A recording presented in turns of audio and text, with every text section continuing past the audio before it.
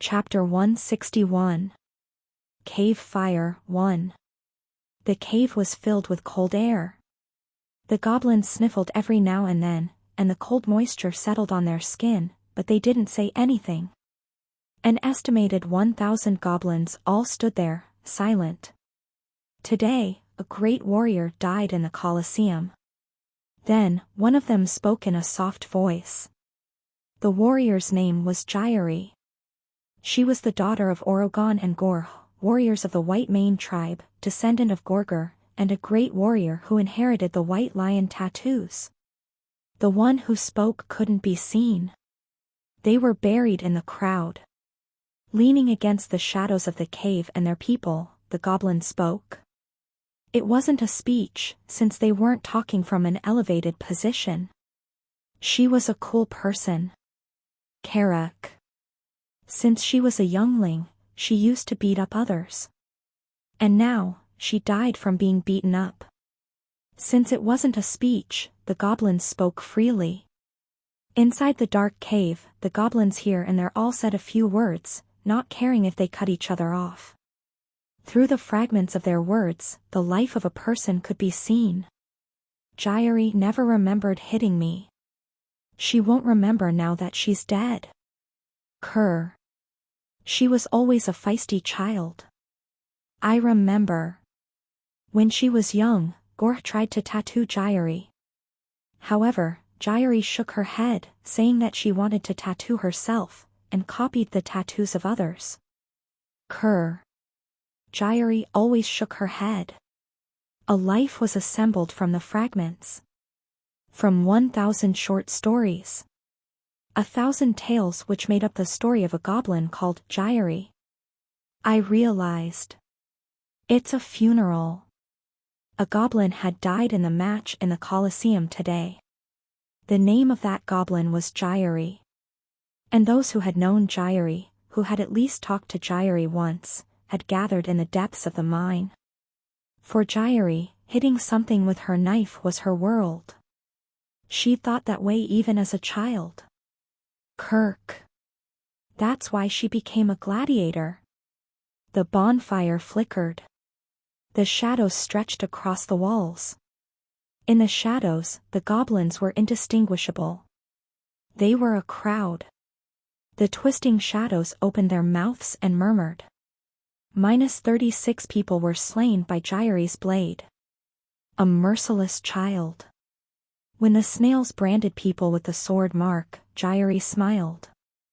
Kirker. She thought it was a great tattoo. A terrifying child. She was a child who only found happiness in cutting things, but the only battlefield that would allow that was the Colosseum. The only enemies Jairi could face were her own people. Gork. It was Jairi's own bad luck that she had no choice but to kill her own people with the knives that made her happy. Kerk. It's hard to talk about it. An unfortunate child. The bonfire flickered. Is Jairi one of our kind? The shadows responded. Gor. Jairi drew tattoos. She was a talented artist. She loved the mud and missed rainwater. Jairi is one of us. Then, an old voice spoke. Jairi has returned to Guru. Guru. It was a word I knew well. As I watched the goblins continue their funeral with bated breath, I heard the tower's voice.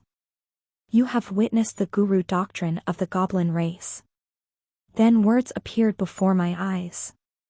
Plus. Guru doctrine. Classification, religion.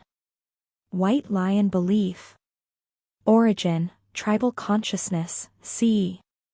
Description, Guru is the homeland of all goblins. Guru was the first village to be established by the goblins after the fall of the Golden Era. Guru is the land of the goblins. Guru is the place where the warm streams flow, and where the soft mud enfolds you gently. Guru. It was the last place the white lion stayed. The goblins do not separate life and death. They only distinguish between Guru and not Guru. The things goblins desire are rainwater, mud, a lot of meat, and comfortable beds, all of which can be found in the present world. For the goblins, belief in the afterlife is unnecessary. The homeland of their race. They all want to return to Guru. However, as time passes, memories of Guru will fade. If left to continue on this trajectory, Guru will transform into an unfathomless abstract place. In that case, Guru will change to the concept of a place that exists somewhere else, not in this world. It has been quite some time since the goblins lost their Guru. There is a possibility that the Guru doctrine will become the underworld doctrine. Plus. I stared blankly at the information window.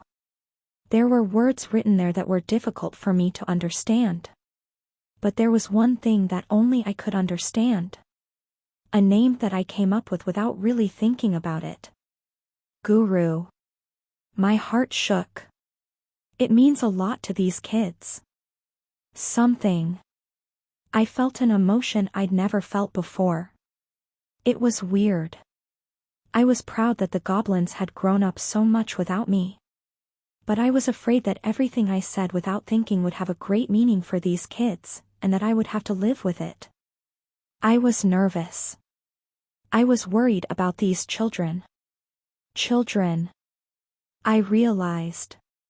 This is what it feels like to look at your children. Up to this point, I'd never thought about having kids. I'd never thought about myself becoming someone's parent. But now, intentionally or unintentionally, I ended up playing a role similar to a parent for the goblins. Really? I never had any brats, so I wouldn't know. My heart pounded. Kirk. An old goblin stepped out of the group. The bonfire continued to burn in the middle of the cave. When the goblin stepped in front of the bonfire, the goblins, who had still been tossing around stories of Gyri, fell silent. Silence. The old goblin waited until it was completely silent. Huh? Then he put his hands into the fire. Hold on. If you want to commit suicide then. He's not. Look carefully, zombie. His hands aren't burning. Behurayung, who was behind me, cut me off. That guy knows how to use aura. Huh? That guy is an aura user. Both of his hands are covered with aura. Behurayung was right. I couldn't see it very well because of the fire, but the goblin's wrinkled hands were definitely covered in aura. The aura was red. The old goblin buried both of his hands into the bonfire. Whoosh! Then the flames soared. The bonfire, which had been burning normally before then, bent strangely. The old man calmly used his aura to manipulate the flames. With the old man's touch, the flames soared into the air like a dragon, spun like a whirlpool, and blossomed like a flower at full bloom. The goblins silently watched the ever-changing flames. Like an audience, they simply looked at the performance. Whoosh! Swoosh! The cave was huge, and the space above them was pitch black. So the flames were the only color that caught the eyes of those watching. Then I realized. He's drawing. That's right. The old goblin was using fire to draw. The flames continued to burn. But each time, it burned differently. The fire broke into two separate parts like jaws opening up before flying to the ceiling of the cave. There was anger. The fire hit the ceiling and scattered. The sparks slowly drifted down like flower petals. In the dark cave, the sparks twinkled before eventually disappearing. Now, only darkness remained. There was sadness. Flames were constantly burning in the bonfire. It split again. This time, like 5 fingers, it split into 5 parts going in 5 different directions. However, these flames could not reach the ceiling. They couldn't catch the falling sparks. Between the sparks falling from the ceiling and the flame fingers rising from the ground, there was a stretch of air that couldn't be filled. That was Gyri's death and funeral. The goblins wept silently. Everyone who saw it could understand the meaning of the flames. It was their text. Their letters. Their drawings. Even the smallest spark had a clear meaning for the goblins. The old man set the fire on fire. You have witnessed the fire painting of the goblin race. In the flickering flames, words appeared before me. Plus. Fire painting. Classification, art. Origin, primitive fashionista e. Description, fire painting is an art form unique to the goblin race. After being conquered by the snail race and brought to Remepolis, the goblins found it difficult to acquire mud. And it became difficult for them to create paintings. We have to draw.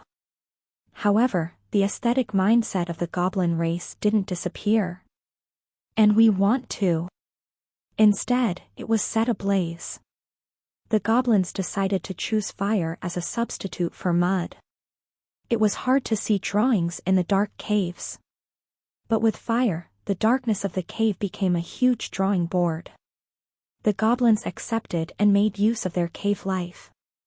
Beautiful. They became fascinated with using fire for art. Gore.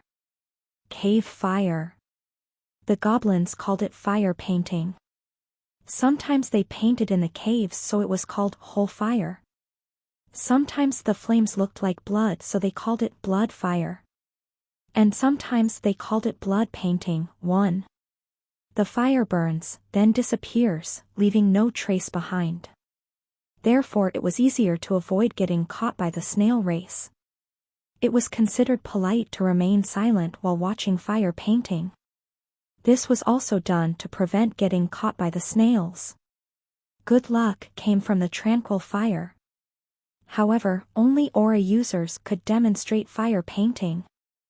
Very few goblins know how to use aura. Among them, only the priest can use red aura. If the priest dies without leaving a successor, the art of fire painting will decline. Plus. The old goblin waved his hands in the flames. Phew, oh. Shh. The fire, which once burned strongly, gradually died down. There were no longer any flames hitting the ceiling and becoming sparks. No longer any flames rising up to catch them. The fire dissipated quietly without leaving a trace. The flames went out. Darkness fell. When the fire went out, the cave was immediately plunged into extreme darkness. There wasn't even the slightest hint of light. By extinguishing the flames, the old goblin ensured that the impact of the fire painting would linger. The darkness of the cave was no longer empty. It was filled with the memories of the old goblin's fire painting. The goblins looked at the darkness and wept quietly in the middle of the night. Gore. No one lit a torch. It was now. The goblins accepted. No one told or ordered them to go back, but the goblins turned away on their own. They were going to sleep. The goblins walked along the path they took not so long ago. They couldn't see anything in. However, their body odor remained. By sniffing the scent of their race, the goblins were able to return home in groups. Those with the best noses took the lead. The other goblins followed them while holding each other's hands or shoulders. And so, the goblins left the cave, their own little temple. In the temple that they'd created underground, there was just me and Beihurayong. And the old goblin priest. Kurr. Kurr. The old goblin sat on the ground of the cave as though he had been sapped of his energy. It seemed that this was his home. The goblins left some fish behind when they left the temple, and the old man ate that fish as he sat. I silently looked at the temple my race had created. Here, the children of mud had held a funeral. They had commemorated the death of their kin. I never taught them to hold funerals. I never taught them how to accept death. All I taught them was how to use tattoos to cover their stench, and drawings to express 6 words. That was all. With that alone, the goblins had created a temple. And they had found a way to use fire on their own. I may be the parent of these children, but I opened my mouth. These children are not mine. They hadn't grown in the way I had expected them to. These children had grown in their own way. They learned how to accept death.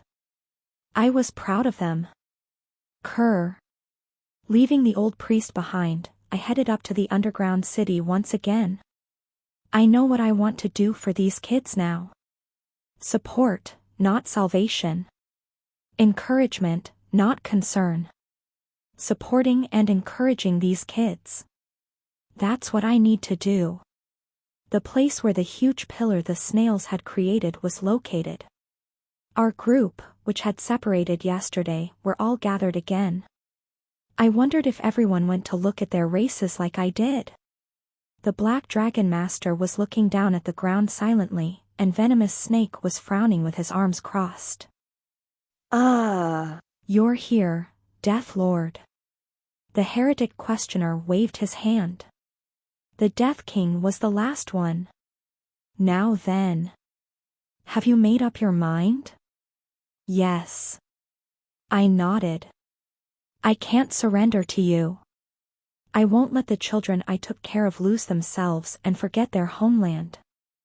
Ah. Then I will help the goblins get out of your empire. Heretic Questioner. I continued. And I will knock you out of the 32nd floor. Ahaha. The Heretic Question smiled brightly. I thought you would make that choice, Death King. It's just as I expected. All right then. I'll bet the snails, and you'll bet the goblins. Let's wage war on each other's races. That was the declaration of war between the two of us. Chapter 162. Cave Fire, 2. I would like to hear the others' opinions as well. The Heretic Questioner turned to our companions. Will you surrender to me? Or will you follow the Death King and compete with me? Ah. I don't mind either way. Isn't this an act of betrayal? The Black Dragon Master put her hand to her forehead.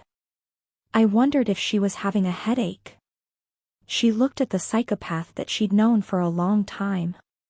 We swore to not be hostile to each other. That night, when we cleared the 28th floor with the Death King, I thought that oath would have had more weight. This time it's fine.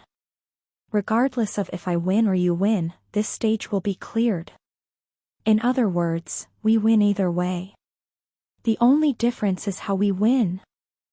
Ha! I will stand with the Death King. The Sword Saint spoke. I came to the tower because I was tired of a life of chasing quick results. I don't want to go back to such a life after coming so far. 10,000 Temple Master. You politely requested we surrender to you, but I will politely refuse. My companions began moving one by one. Thump, thump. The Heretic Questioner smiled as he saw the destination of their footsteps. Aha! 5 people were standing behind me. Indeed. I am hopelessly untrustable. No one was standing behind the Heretic Questioner. Just yesterday, there were several people who agreed with the Heretic Questioner. The Count was one of them. However, after seeing the situation of our various races for a day, no one sided with the Heretic Questioner anymore. You're not untrustable. The Crusader spoke. We all know that you are an amazing guild leader.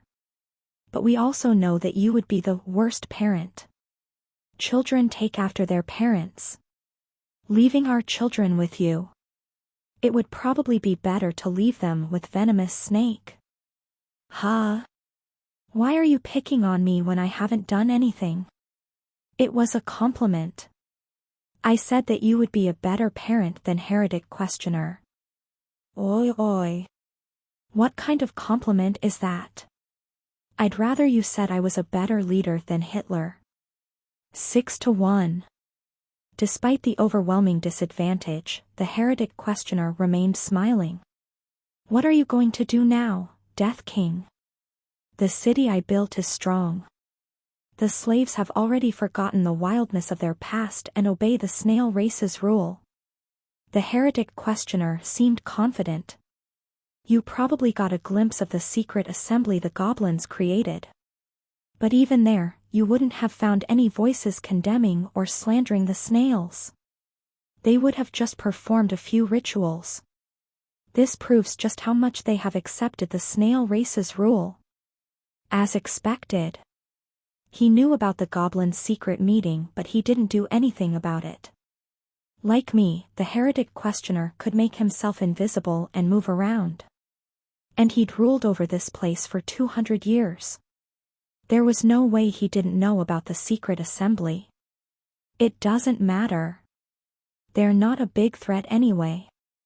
That is the judgment the heretic questioner would have reached, and also the reason why he left it alone. I'm sorry, but your people have already given up hope. They are just mourning and remembering the past. My work over 200 years is what made that possible. Death King. Do you have a way to pick up those who are on their knees? I quietly looked around the underworld city. Dawn had already arrived. A ray of sunlight flowed into the city from the large hole in the ceiling. Blinking their heavy eyelids, the goblins crawled out of their pits. The slaves were always the last to sleep, and the first to wake. I'm not going to pick them up. I opened the civilization store. The items in the store appeared in front of me. Plus. Oracle message, 20 points. Animal possession, 40 points. Dream appearance, 100 points. Prey search, 5 points. Search for a bronze-ranked settlement, 80 points. Clan rank general, draw, 100 points. Invention of bronze-rank technology, draw, 1,000 points. I touched one of them with my hand. Instead, I'll give those kids a chance to stand up for themselves. Soon after, the tower's voice appeared in my head. Purchased Oracle message, 20 race points have been deducted. You currently have 995 race points. It didn't stop there. Purchased Oracle message, 20 race points have been deducted. You currently have 975 race points. I used up almost all of my points. Purchased Oracle message, Purchased Oracle message, Purchased Oracle message, I remember that time when I was standing on my own. 4,000 days of regression. When I had to endure 4,000 deaths on my own. It was none other than that voice that helped me. The tower's voice saying, "You have died." Every time I died, the tower notified me of it. And every time I returned to the tower, I knew that someone was watching over me. That someone remembered me. When I was really struggling, that fact comforted me.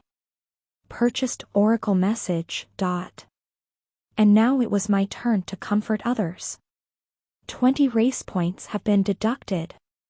You currently have 215 race points. I bought 40 Oracle messages. Nevertheless, the heretic questioner continued smiling. It was impossible to tell what other people had bought. In the meantime, I picked 40 individuals to send my oracles to, including the goblin priest, the supervisors in charge of each pit, and the sword fighters resting in their quarters in the Colosseum. I wonder what I should say to them. I was worried. I don't want to tell them to rebel against the snail race. Rebellion or obedience is for the goblins to decide on their own. What I have to do isn't to present those kids with a choice. Instead, I should help them make their own choices. Only one sentence could be sent with an oracle message. After thinking for a while, I finally thought of the words I wanted to send through the oracle. The white lion is by your side. The older female that was rubbing water on a child's face froze. The white lion is by your side. The supervisor, who had just exited the pit and picked up a stone axe, was startled. The white lion is by your side. The gladiator who was fiddling with his sword in his cramped quarters jumped up.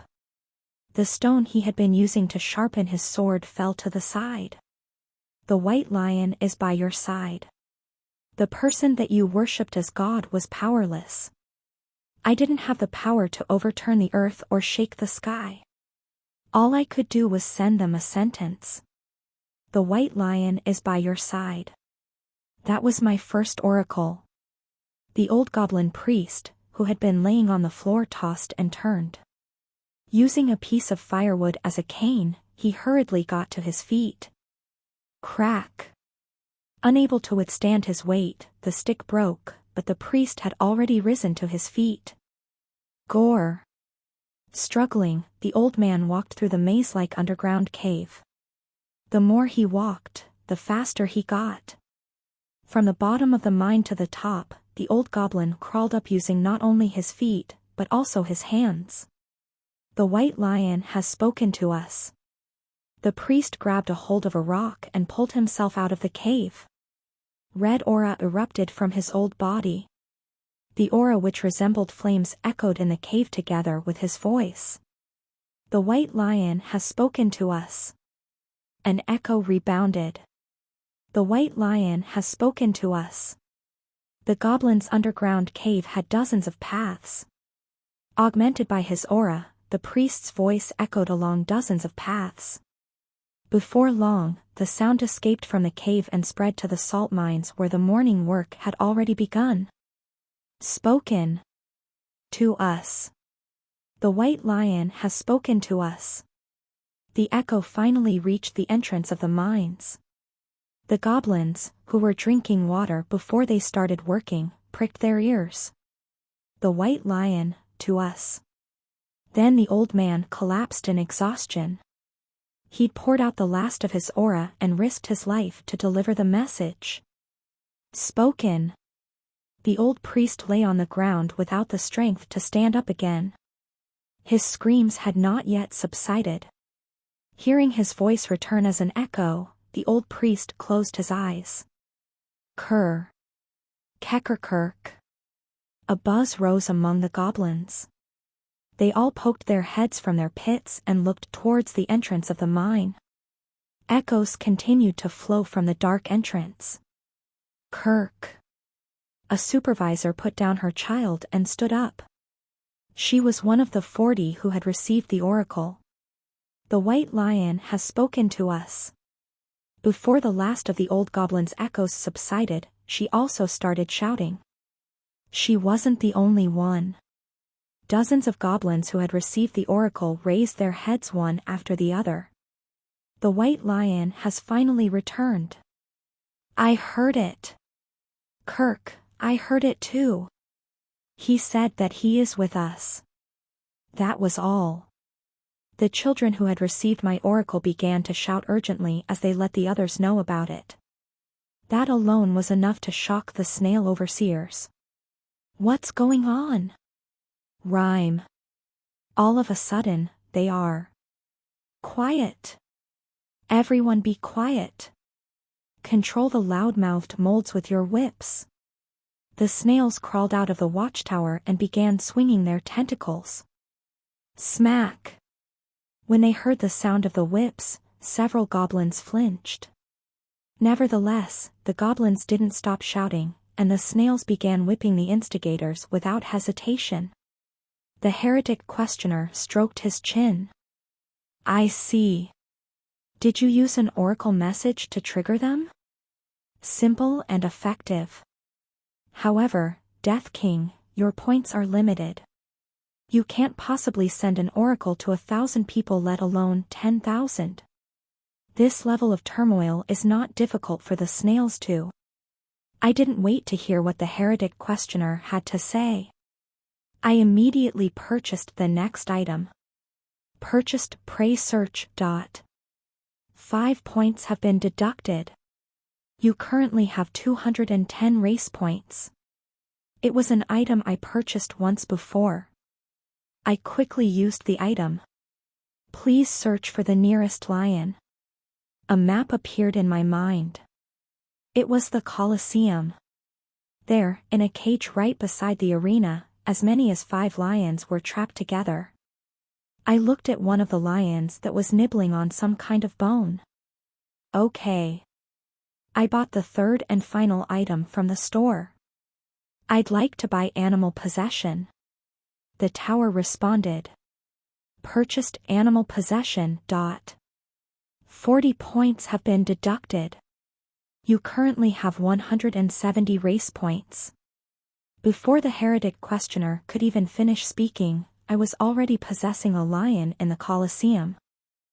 Whoosh! My perspective twisted. My mind went dark like a room that had lost its light. In the next instant, I found myself in the body of the lion. KRR. Unlike the last time, this lion didn't have white fur. Its mane was also plain brown. But that didn't matter. KRRNG, gore. Regardless of its color, a lion's voice was a lion's voice. I raised the aura of this body. A bloody red aura flowed out as my heart shook. Ba-bump. I focused on the beating of my heart before letting out a roar. KRRRRK. The other beasts in the cages were startled. KRRRR. My roars slid through the bars of the cage and reached the square where the Colosseum was located, the street where snails walked back and forth, and even the ceiling of the cavern. It also spread to the pits that had been dug by the goblins. I am here. Even if they didn't see me with their eyes, they would know it was the voice of a lion. The goblins must have heard my cry. They were listening to my voice. KRRR. I took a deep breath. Guru dash. I let out a lion's roar. And with it, I said the name of the place that could be called the homeland of the goblins. The name I had given them. The first word that I'd given to them, and the name that had become their faith. Guru. It didn't take long for me to receive an answer. Guru. Shouts came from the other end of the large cavern. The shout was infinitely weaker than my own voice, which contained aura. But my ears would never miss the sound of the goblins' shouts. Guru. And they didn't miss it either. A rebellion has erupted in Remepolis. The goblins have risen up against the snails. Chapter 163. Cave Fire, 3. The disturbance in the early morning woke the snails up. What's with all the fuss? A lion suddenly started roaring. Rhyme. Ominous sounds are coming from the mines. From the buildings that rose like mushrooms in the underground cavern, snails crawled out of their windows. Hundreds. Thousands. Tens of thousands. From the snail who slept the lightest to the one who slept the deepest. The snail's mucus covered the walls. What's with the commotion? A rebellion? It's a rebellion. Blow the horn. Rhyme. Let's awaken the spirits of our ancestors. The snails climbed up the wall. Slap. They slapped themselves with the antennae on top of their heads. That was how they woke themselves up. Boo. The snails who climbed to the top of the wall first blew their horns. They weren't actually horns or trumpets. They were the shells of snails who had already died. The snails used the shells left behind by those who died as a kind of coffin, and they also blew them to let out a long, disturbing trumpet sound. Boo. Following the first horn being blown, the other snails also climbed the wall, lifted the shells of their kind and blew into them. The numerous buildings in the underground city began to tremble. Organ. Each building was like a pipe that rang out in the large cavern. Boo. Boo. The harmony of the organ blown by the snails shook the dark space. The sounds of the goblins coming from afar were buried by the harmony. Bark. Bark. The dogs raised by the snails also began barking. The snail race considered dogs to be sacred because they resembled God. The dogs raised in the cavern had wet noses and gloomy cries. The snail's horns muffled even the fierce cries of the dogs. Krr. I broke the iron bars of the cage. Crack. The iron bars were like tofu for my paws that were reinforced with aura. The keepers noticed late and crawled over, but I had already escaped and was running into the streets of Remepolis. The lion. The gladiator lion has escaped. The snails that were climbing the walls were startled to see me, and they hurried, even more, to get to a high place. I kicked off from the ground with my hind legs and leaped onto the same pillar the snails had carved their history into. Krr. My front paws dug into the pillar. My feet were overflowing with red aura. I climbed the pillar one step at a time like a mountain climber scaling a rock wall. Rhyme. Look over there. My ascent frightened the snails. The snails, who were climbing the walls of other buildings, scattered in trails of mucus. Some of them even lost their grip and fell. I climbed to the top of the pillar and looked down at the city. Boo! The cavern was filled with the sounds of the horns. It was a sound that came from dead bodies. And when they heard the sound, the snails all armed themselves and assembled. The snail troops began moving all over the city, and before long, they would subdue the goblins. I won't let that happen. I lifted my chest. None of the buildings were higher than the pillar I had climbed on. I inhaled a breath of air at the highest point in the city and slowly opened my mouth. Go. A loud roar erupted from it. Like ripples spreading through a pond, the lion's voice swept away the sound of the snail's horns. The more it spread, the more it pushed. My lungs were deeper than the empty shells of dead snails, and my voice was louder than their notes. Gore. Finally, the goblins appeared. They were gathered at the entrance of the mine with stone hammers in their hands. When I saw them, the children also saw me. The goblins shouted. Kekerker. That was my name. When their language had still been closer to the cries of a beast, the goblins called me Kekerker. Ku meaning water. Everything that was transparent and pure in the world was called Ku by the goblins. Kirk meaning the sky. The goblins called the highest and most sacred thing in the world Kirk. Ker meaning meat. It also meant animal or beast. That's what my name was. Kekerker. A white beast that came down from the sky. A white lion. I stood tall on the pillar in the middle of the underground city and roared. Guru. Seeing me on the pillar, the snails froze, but the goblins kept moving. The goblins began to line up. They took the hunting formation that I had taught them while catching bison. The goblins still remembered the things I taught them 200 years ago. Just like words that were randomly thrown out by parents unintentionally leaving a lifelong mark on their children. I felt a sense of responsibility when I saw the goblins' formation. Guru. Fine. My young strangers. I will take you to the home you longed for. Cork. I pressed down with my front paws.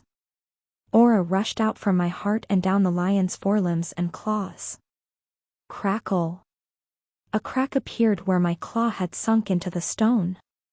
In an instant, the red aura stretched across the entire pillar like a spider web. Infernal heaven's demonic art. First form. The burning young sword. The huge pillar shattered like glass. The snails screamed. Many things had been carved on the pillar. The stone fragments containing the myths of the snail race shattered.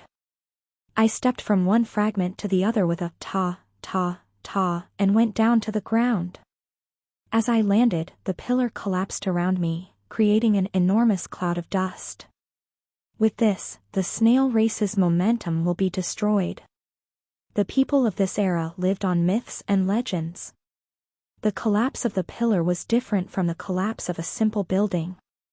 For on the pillar was the recorded history and religion of the snail race. That's why the collapse of the pillar meant disaster. God had descended. On the other hand, the goblin's momentum will increase. However, I wasn't the only god present in this underground city. I heard a message that I had never gotten before. The heretic questioner admires your swift plan. Suddenly, a hound jumped through the cloud of dust. Caw! With a howl, the hound clawed at my back. It was a surprise attack. I roared and swung my paws back. Whoosh! But instead of the hound's head, my paws only met the air. The hound had disappeared suddenly. Sacred transformation technique. I immediately realized the hound's identity. The heretic questioner was also possessing a beast. The heretic questioner had immediately noticed what I was aiming for. Destroying the pillar that symbolized the snail race's religion. To make the snails panic. I tried to win quickly by creating this kind of mythical scene. When the snail race was confused, it would be easier for the goblins to escape. But the heretic questioner had possessed the divine beast to confront me. Where are you?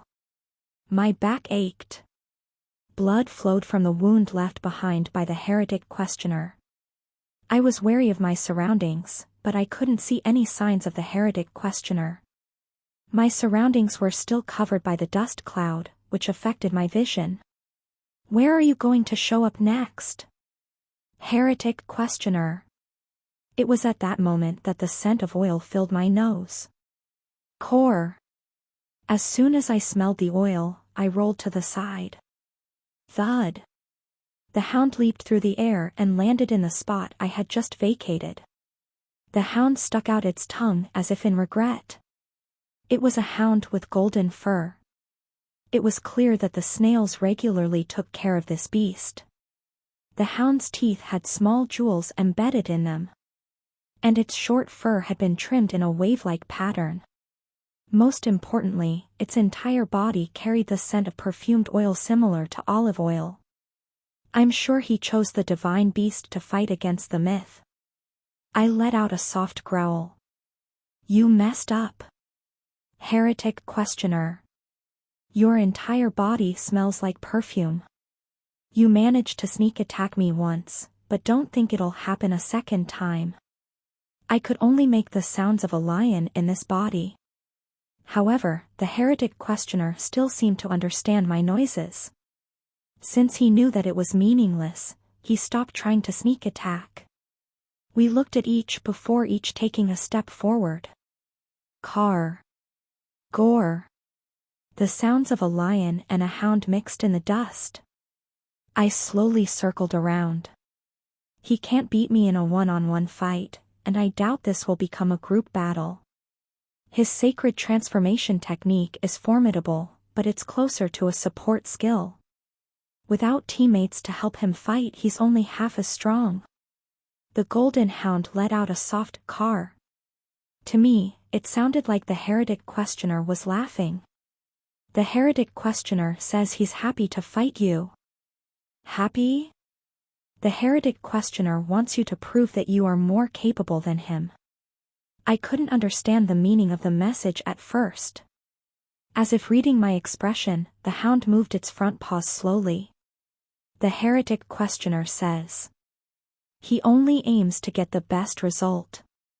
The cloud of dust slowly settled. Each person has different abilities. The best of the capable is better than the best of the incapable. The heretic questioner is willing to obey you if you prove that you are more capable than he is.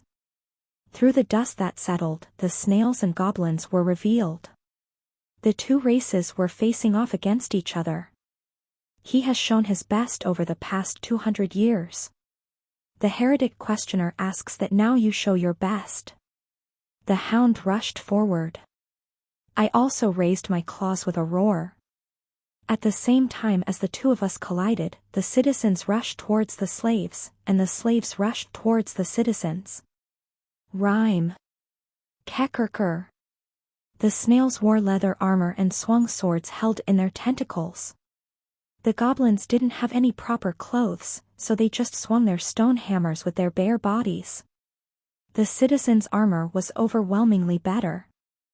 However, the snails had been shaken by the collapse of the pillar, which allowed the slaves, who had higher morale, to push them back. Gork! My claws tore into the heretic questioner's hind leg. Caw! The hound twisted its neck and cried out. But my attack wasn't fatal.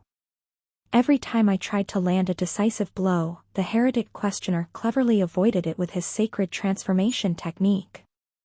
The sacred transformation technique might be useless for surprise attacks now, but it was still effective for evasion. It was clear what the heretic questioner's tactics meant. He's buying time. The hound let out a soft cry. I couldn't understand the hound, but I had an idea of what the heretic questioner was trying to say. The heretic questioner was saying this. The snails might be confused right now, but they will gradually regain their senses. And more troops will gather here. As long as I continue to buy time, I will eventually win. Delaying. That was the tactic the heretic questioner had chosen. Krrr. I stared at the hound as the wound on my back bled. The hound limped slightly and made eye contact with me. We were both wounded beasts. It's not a bad tactic. I growled. It's a valid tactic that he could handle on his own. In this situation, it's a smart choice. Unfortunately, time was never on the heretic questioner's side. To be precise, it was never on the snail race's side. The time the snail race had dominated was slowly coming to an end. A rebellion has erupted in Remepolis. Pot. Something appeared in the air. It was a black swan. The black swan spread its wings and let out a long cry. The vampires have risen up against the snails. The beast that the Black Dragon Master had possessed arrived through space transfer. The bats hanging from the ceiling flapped their wings. They descended upon the snails, slowly moving over to the mines. The snails cried out and swung their tentacles, but the vampires showed that their teeth were more fierce. It wasn't you who was buying time, heretic questioner. It was me. The cries of beasts in the underground city didn't end there. For roars erupted from the pier, where the river flowed, the port where the salt was stored, and from the east and west sides of the large cavern. The mermaids have risen up against the snails. The sprites have risen up against the snails.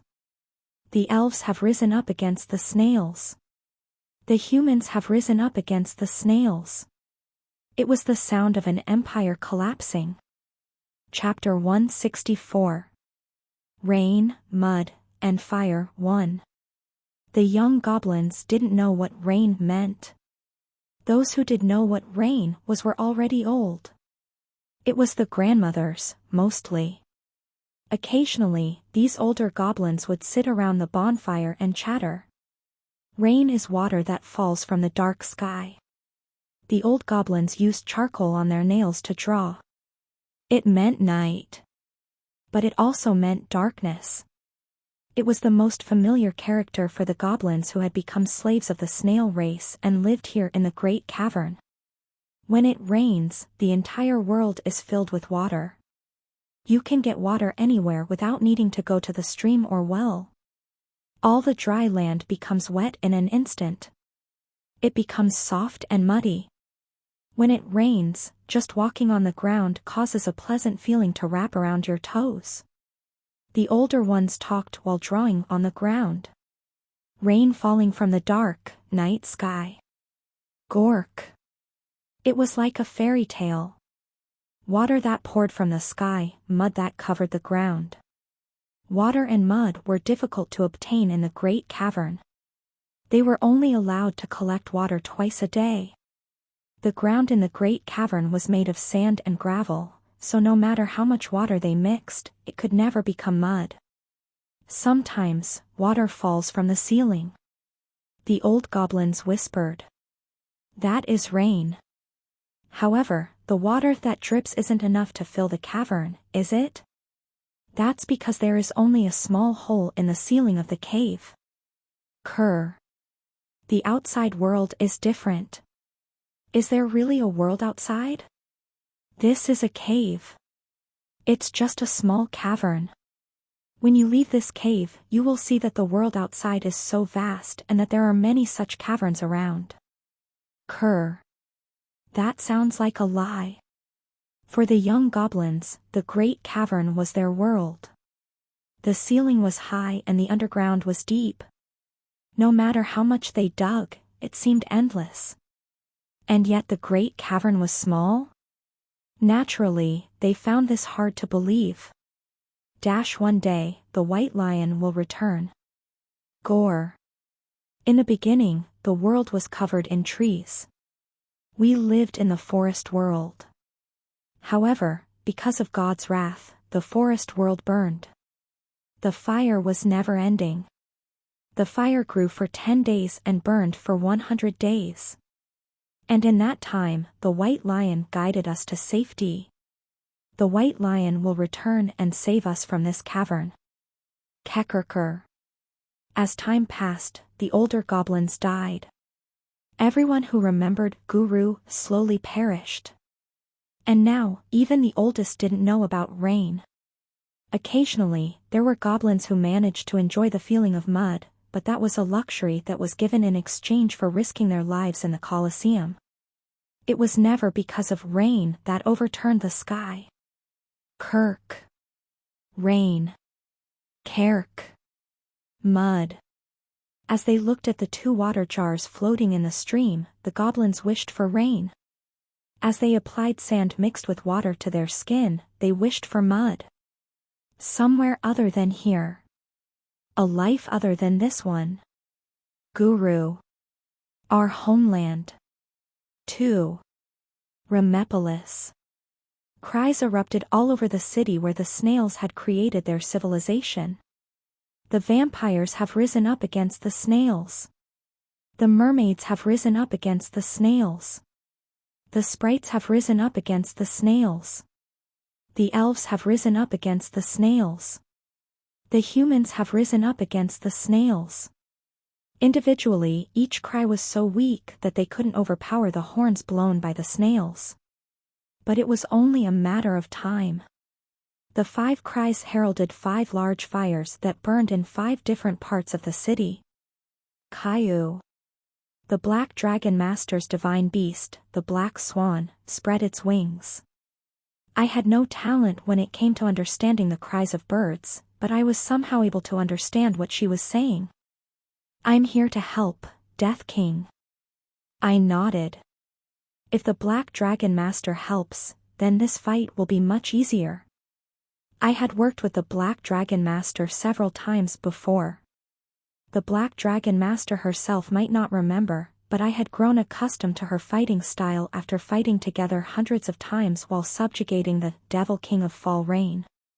There was no hunter who could overcome the combination of us two. Grrrk. I growled at the hound and charged forward. Whoosh! The surroundings were set ablaze as the infernal heaven's demonic art unfolded.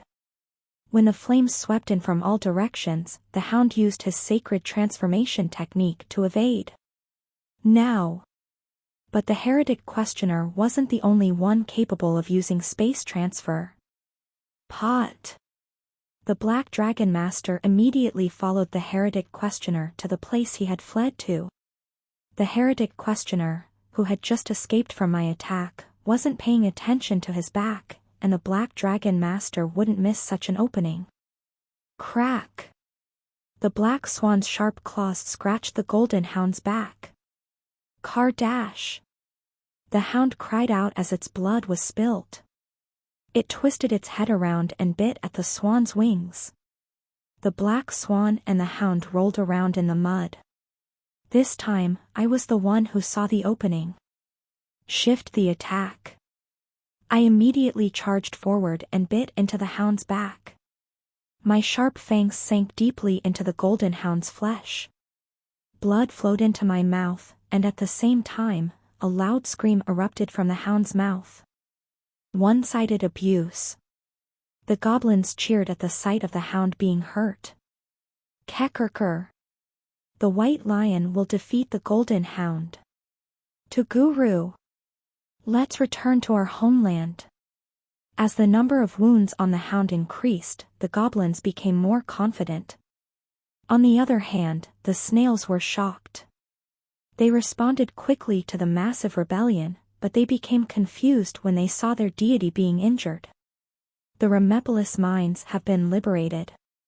The goblins gradually drove the snails back. Where are the reinforcements? Rhyme. The slaves are causing commotions in other places too. The horns are rioting. Rhyme. Requesting immediate support. The fish are rioting at the port. Support is impossible. We need help here too. As for reinforcements from the other cities, how can we ask for reinforcements when the waterway is blocked? Even those bat bastards have gone crazy. The snails fought back desperately. However, the slaves directly pushed the snails into a corner. The goblins on the ground, the mermaids in the water, the vampires in the air. And the sprites, elves, and humans in the streets. Flames erupted everywhere. The snails used slaves. The Remepolis Red Light District has been liberated. The Remepolis Temple has been liberated. The tribes captured as slaves couldn't communicate with each other. Each of the 6 races spoke a different language. This was probably why the slaves had never united and instead continued to serve the snail race. Gork. Kuu. However, it was the same way that the gods and their respective races couldn't communicate. In any case, revelation was many times more powerful than words. The divine beasts were the ones that guided each race. While the Black Dragon Master and I pushed the heretic questioner around, our other companions stirred up Remepolis to their heart's content. The snails had lost control of the city. The Remepolis Gate has been liberated. The Remepolis Barracks has been liberated. The scales had been tipped. The rebels, who had started at the mines, finally reached the port. Mermaids swam in the river that connected the inside of the great cavern to the outside. Receiving an oracle from their god, they cut off the ropes that were wrapped around their necks and charged towards the ships. You low-class fish. The snail overseers raised their tentacles high and struck them. Slap. The mermaids, who were struck, screamed and fell below the surface of the water.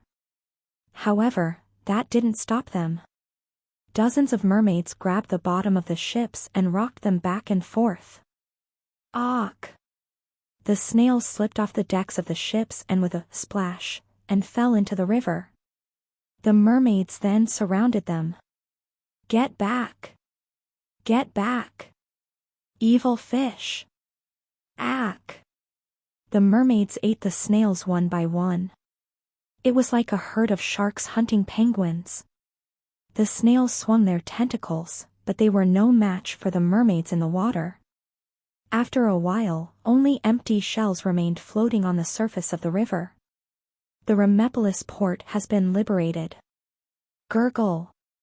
The large ships that sat at the port all sank to the bottom of the river. The salt cargo that they had sank along with them. The rock salt that the goblins had worked all night to crush into small pieces melted without a trace after falling into the river. The hound watched this scene with narrowed eyes. Dozens of ships sank. A pink dolphin leaped into the air among the wreckage. It was the divine beast that had been possessed by the crusader. Whoosh! The dolphin dived below the surface in a beautiful curve. The mermaids cheered loudly and slapped their tails against the water. Remepolis has been captured by the rebels. The hound opened its mouth. Carr. Maybe the heretic questioner was laughing. The city he had spent 200 years to create was collapsing. Kark, Carr. The hound took a step back. Every time he took a step, sticky blood flowed out. Its beautiful golden fur had been torn apart by the lion's fangs and the black swan's claws. The same was true for the snails. Rhyme. Rhyme.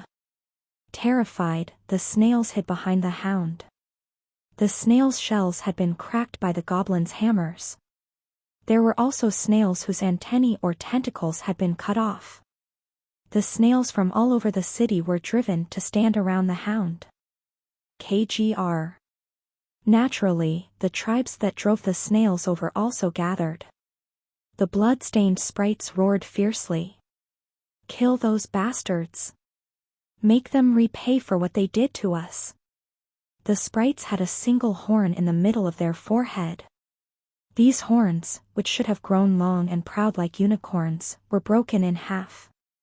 This was proof of their enslavement. As if they were branding them, the snails broke the horns of their sprite slaves. Along with the horns, they also broke their slaves' pride.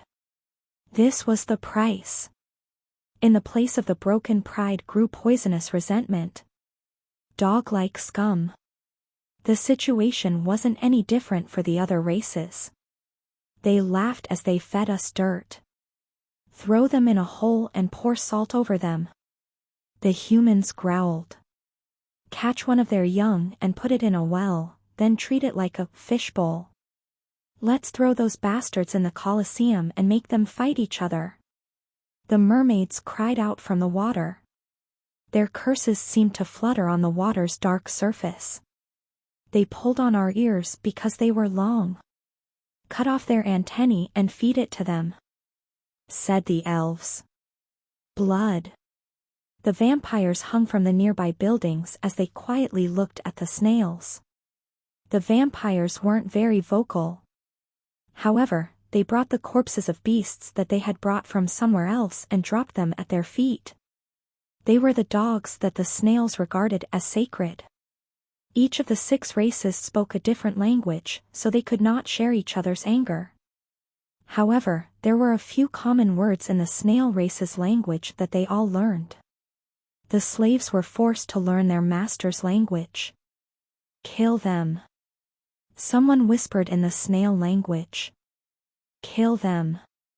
That one phrase was something every race knew. It was something that the snails always said to other races. The words that came from the sprites gradually became a universal cry that filled the entire cave. Kill them. The snails were terrified. Finally, for the first time since becoming slaves, the 6 tribes shared the same feeling. The name of that feeling was rage. Everyone was covered in blood. And they wanted even more blood. I looked around at the snails that had been gathered together. It would be easy to order them to slaughter them all. It would also be easy to prevent them from doing so. Now, I was like a god to the goblins. And a god's commands were absolute. The goblins would obey regardless of whether I told them to slaughter or to forgive. However, that's not an order I'll give. I turned around. You all can choose. And I slowly walked towards the exit of the great cavern. Kerr? Kekerker. Behind me, I heard the goblins' confused exclamations. But I didn't stop walking. I was walking slow enough that they could follow me, but fast enough that I would disappear if they hesitated too long. The sprites, who were blocking my path, stumbled to move out of my way. I could feel the goblins' silence. The goblins looked at each other like believers who had received an esoteric oracle. As I grew further and further from them, someone finally stepped forward. Gork. Their footsteps were headed towards me, not towards the port where the snails were gathered. The dozens of goblins who had received my oracle message were the first to follow me. They were followed by the young goblins. The young goblins decided to follow the god they had met for the first time instead of getting revenge on their oppressors. Kerr. Kekerker. After the children followed, so did their mothers. And when the mothers began moving, the other goblins joined one after the other. The sounds of stone hammers falling echoed across the city. Following the lion the goblins worshipped as their god, they threw the evidence of their anger to the ground. Right. In the dark underground city. Thousands began to follow behind me. Follow me, children. Follow me. Like that, we walked towards the only entrance to the underground city. No one blocked our way forward. The moment I stepped through the bright entrance, the voice of the tower sounded in my head. The goblin race has begun their escape from Remepolis. Now then, let's go home. Chapter 165. Rain, Mud, and Fire, 2. As I took a step forward, I couldn't help but close my eyes. Gork. The darkness in the cave was heavy. And because of this, the scene was even more dramatic as we stepped out of it. It created the illusion that a ray of light was being produced with every step we took. Kudash, Kerr. The goblins quickly lowered their heads. The long period in the caves had changed the goblins' physiology. Their eyelids had become thinner, and their eyeballs had become larger. This caused the goblins to be affected by the light. For a while, they walked while looking down at their feet. The wind blew. And before long, sunset had arrived. Sky. The goblins muttered to themselves. It was now evening in the outside world. The light from the sunset painted the sky red. The sky is red. For the first time in their lives, the slaves looked up at the never-ending sky. It was natural for someone to look at the sky not long after being born, but for these slaves who grew up in caves, this was the first time that they were afforded this luxury. The elders were telling the truth. This is the sky. Why is the sky red? Gork. It looks like it's bleeding. Red. The world is on fire. Whether they felt astonishment, fear, or other unknown emotions, the goblins whispered among themselves. They looked around at the world that they were seeing for the first time. The goblin race has been freed from slavery. The status of the goblin race has changed. Words appeared before my eyes. Goblin race. Extinction grade, B, beware of danger. Proverb, we are fire. Description, a race with only low-ranking abilities. The individual abilities of the goblin race are negligible at best. Therefore, they have united together to form a group. The goblin race only developed a very small collection of characters. All of these characters are known by every goblin, from the ones with the lowest births to the noblest. Minimal language. Minimal characters. Knowledge does not divide the goblins. We are fire. Fire may burn in many different directions, but it always burns as one. Despite their many cultures, the goblins are all one. They hold meetings at night rather than during the day. The appearances of the various goblins are hidden in the darkness, and not one goblin is distinguishable from another. Therefore, all the goblins who participate and speak in the meetings are anonymous. Let the fire of the goblin race continue to burn. Traits: fire painting, guru doctrine, legacy of records, greed. Evolutions, unknown. There are 2 potential evolutions. Caution. Several traits are at risk of disappearing. Ah. As expected. I furrowed my eyebrows. Since the priest died, fire painting is at risk of disappearing. Bei Hurayong shrugged behind me. Well, in addition to knowing how to use aura, they need to have a red aura. That's the tricky part. Right? For this stage, I need to figure out what to do first. Do you have a way? If you buy it from the civilization store, it'll basically rip you off. Yeah. You're right. That's why I'm going to buy something else. I thought. Open civilization store. Jerk. The items in the store appeared in front of me. Oracle message, 20 points. Animal possession, 40 points. Dream appearance, 100 points. Prey search, 5 points. Search for a bronze-ranked settlement, 80 points. Clan rank general, draw, 100 points. Invention of bronze-rank technology, draw, 1,000 points. Plus. I bought an item I'd never used before. Purchase, dream appearance, dot. Clang, the sound of falling coins appeared in my ear. Purchased, dream appearance, dot. 100 points have been deducted. You currently have 70 race points. Okay. I also thought about the goblin that I'd use this item on. I turned to look at a young goblin. This goblin's name was Gork, and he was currently sleeping while using another goblin's but as a pillow. It means clear water. Gork, the goblin who was given the name Clear Water, muttered in his sleep. Kirk. Rain. Kerk. Mud. Guru. I stared at Gork, who was dreaming about a different place. I used the item. Dream appearance, dot. Pot. My vision blurred and my surroundings became white. After a while, I found myself standing in a field. Ho! The field appeared to be endless. It was raining in the endless field. And the ground was thick and soft because of the rain. In the middle of the field lay Gork with his mouth open. The falling rainwater landed on Gork's mouth. Gore. Gore.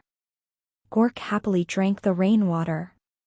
The expression on his face was one of extreme contentment. This must be this young goblin's dream of his homeland. Indeed. I was convinced. Whether they're goblin or human, their desires are the same. Gork? It seemed he heard my voice. Gork relaxed his arm pillow and raised up. Who are you? It seems you can hear and see me. Gork. Gore. Human? Gork tilted his head to the side with a blank expression on his face. I tried to be as solemn and serious as possible. I'm not a human. Pitiful child. I am Kekerker, the sacred white lion you worship, and the one who promised to lead you back to Guru. Kirk. Kekerker? That's impossible. Gork snorted. Kufum. Goblins had big noses, so when he snorted, the sound that came out was as grand as a fart. Kekerker is a lion. He has thick, strong skin and a beautiful mane. What about you? You have thin, dry skin and messy black hair. Kekerker isn't as ugly as you. No, should I punish you? Punish? Kirk? What does that mean? It means to dig a hole in the ground and stick a little bastard upside down in it. This human is so foul-mouthed. Kerr.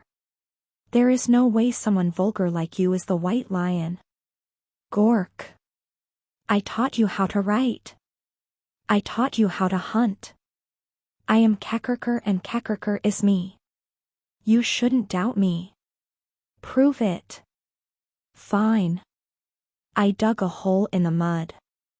Then I grabbed Gork by the ankle and stuck him into the hole head first. Now can you see the proof?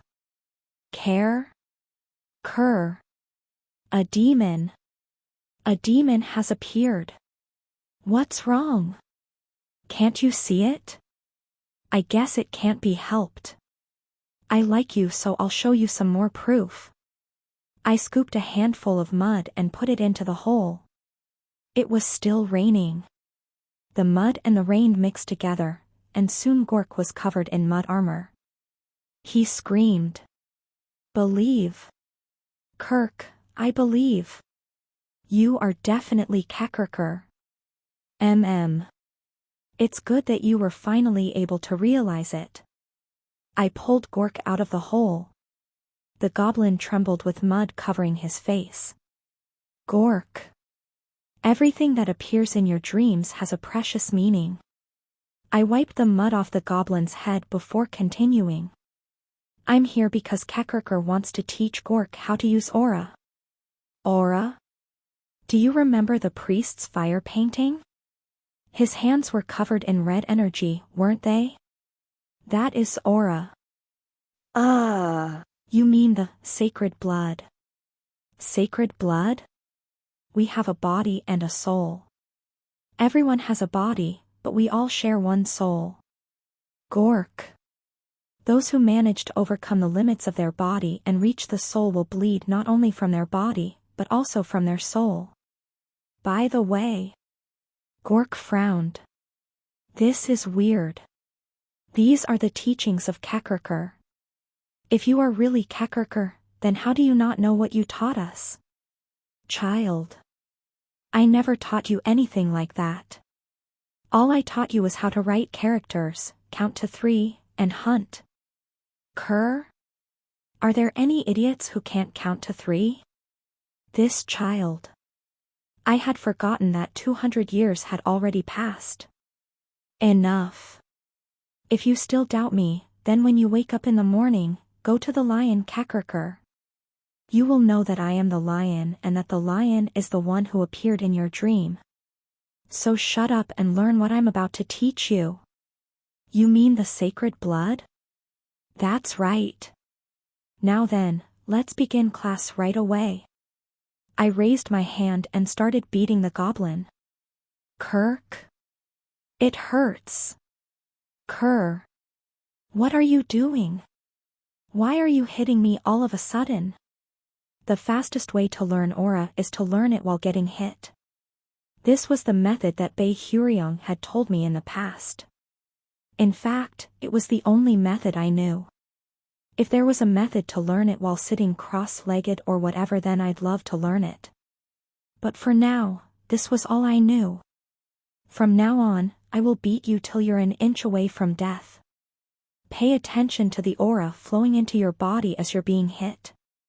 Feel it and capture it. Find the blood vessels that spread throughout your entire body. Cur. It hurts. It hurts. Kerk? Ha. Gork crouched down. I lightly grabbed his wrist and raised him back up. Then, with my other hand, I hit his palm, wrist, shoulder, and chest. Puk. Puk. My aura flowed through my fist into Gork's body. Cur? This is the teaching of blood and flesh. Pay attention. All that will be left is flesh and blood. That's what I meant. Didn't you call it sacred blood? In order to bring forth sacred blood, your soul must be injured and bleed. Even after hearing my logical words, Gork kept shaking his head. This is going to kill me. No. This isn't real, it's a dream. So no matter how much you're hit, and no matter how much it hurts like you're going to die, you won't actually die. This is the perfect environment to learn aura. Kerp. The landscape of the dream changed. It changed from the muddy field to Remepolis. From Gork's perspective, this was probably no different from fighting in the Colosseum. Oh ho. That's more like it. I was delighted. Now then, Gork. The gladiators are all staring at you. The scary glow in your eyes shows the determination to do whatever it takes.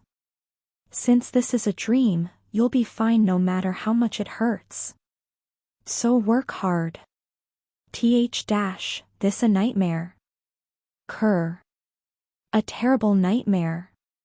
Gork wept. Kekerker. You have saved us from hell, where are you now? A demon is tormenting your humble servant. Save me, Kerr. Save me. I already told you that I'm Kekerker. Time slowly passed in the dream. It felt like a lot of time had passed, but Gork's dream had still not ended.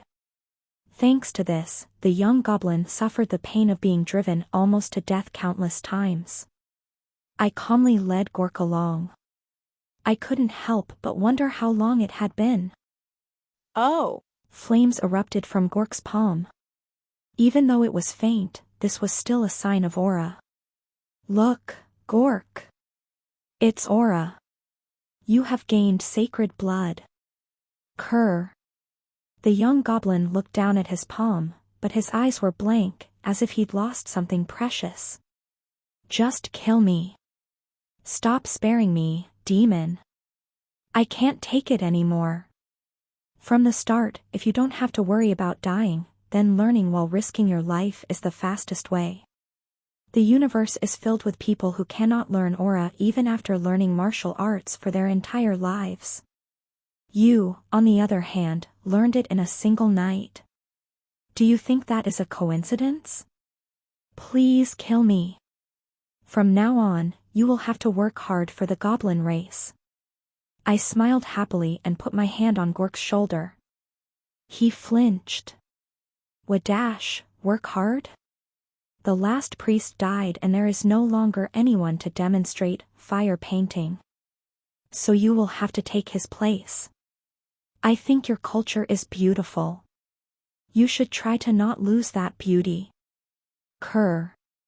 However, I'm not talented enough to become the priest.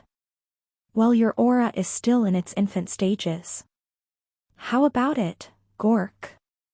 Are you willing to work for the next 10 days in order to perfect your aura? I'm willing. Gork. Priest.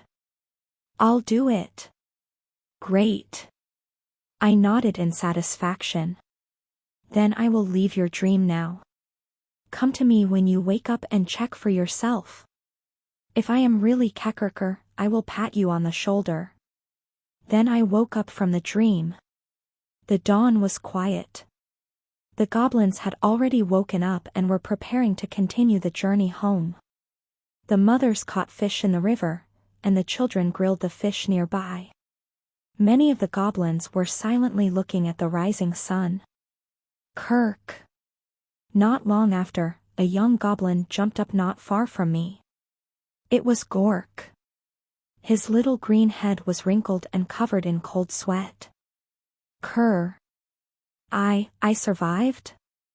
I survived, Kerr. Gork took a deep breath. He slapped himself 6 times to check if he was still dreaming or not. Finally, after realizing that his nightmare was finally over, Gork sighed heavily in relief.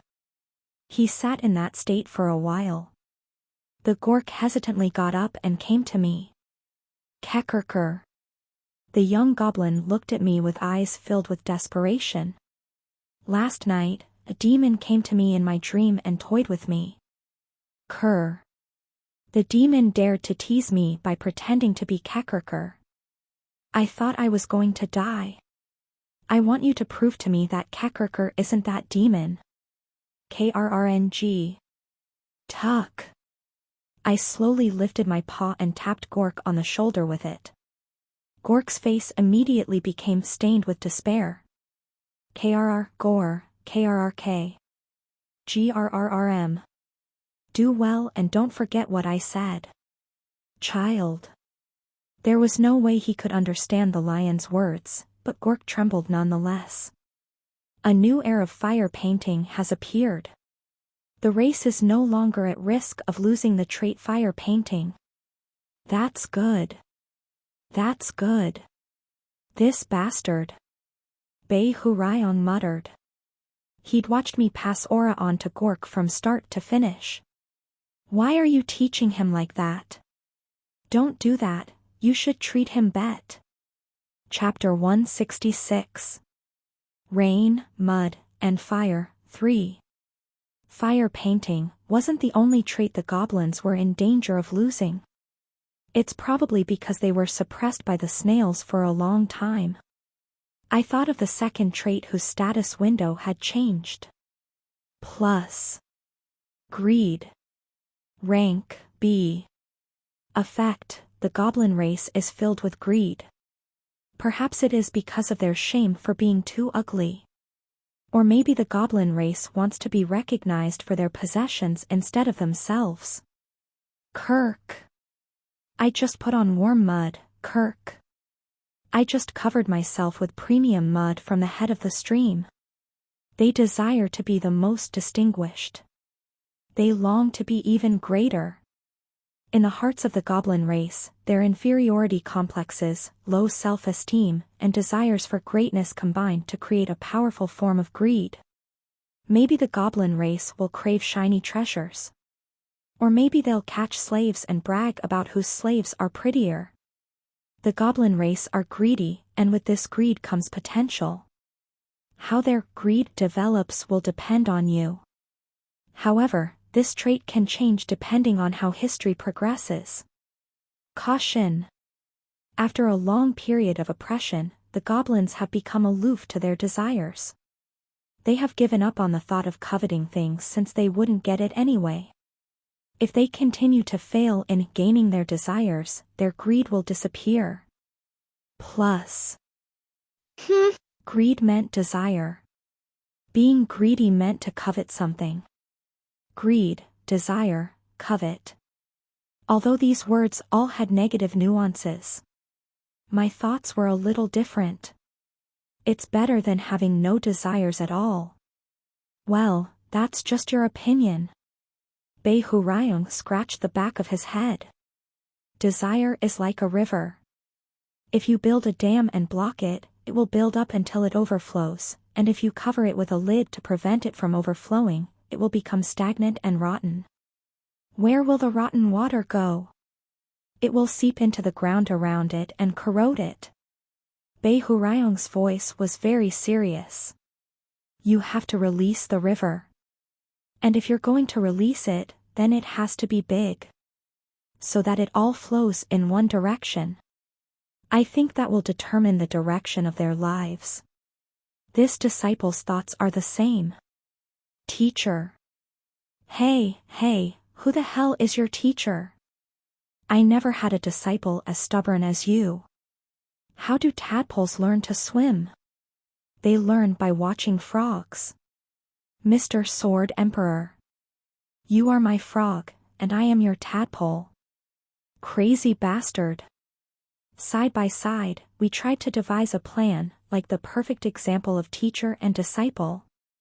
Now then.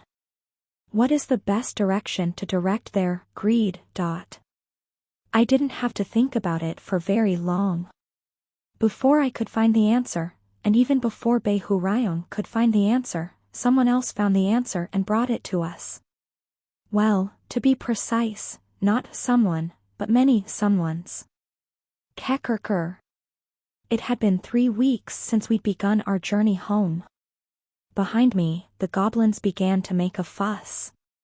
The children, who had been following me obediently, urgently ran forward. I turned my head to see what was going on, and my eyes met Gork's. There are soldiers behind us. Kerr. Soldiers? I directed my aura towards my eyes and looked out over the horizon. The first thing that I noticed was a cloud of dust. The weather was clear, but there was a large cloud of dust in the distance. This meant that it wasn't natural, and instead had been formed by a large number of animals moving together. I enhanced my vision even further. Hundreds of hounds were galloping across the plains towards us. Regardless of whether dogs were pack animals or not, there was no way that hundreds of them would gather on their own. As if to prove this, it soon became clear that each hound was carrying something on their backs. It's the snails. The snails were clinging to the hounds' backs. The snails are chasing us. Kirk. Battle formations. Battle formations. All the young ones get in the middle. Be careful not to step on them. Horse-riding soldiers. No, dog-riding soldiers * were currently charging at us. The snail cavalry reacted quickly. Rhyme. Drive them to the riverside. Keep your distance. As soon as they saw the goblins' battle formations, the snails gave up their charge. Instead, they slowly began forcing their prey in the direction they wanted. By lightly pressing against the goblins' weak ranks, they were able to force them to step back. Kirk. Don't break ranks. Match your steps with those beside you. The goblins had the advantage of numbers, but among them were young children and the elderly. They had no choice but to choose a formation that protected the weak and elderly. The goblins focused on defense, and the snails took the initiative to attack because of their mobility. Without rushing, the snail cavalry calmly began driving us to the riverside. They're pretty good, I thought while protecting the goblins from the front. I thought the military power of the snails wouldn't be a problem after the collapse of Remepolis. If they didn't have a good military, it would have been impossible for them to rule over the other 6 races. Didn't you win only because all 6 races rebelled at the same time? Well, that's true. It's well thought out. I had been on the front lines of many battles on the 11th floor for the Aegean Empire. In other words, I knew a thing or two about battle strategy. Boo! The snails blew horns to control the speed of their march. Sometimes they slowly advanced and increased the pressure, and sometimes they rushed forward as if they were about to charge. Rhyme. When the encirclement was completed, a snail, who seemed to be the general of this army, stepped forward.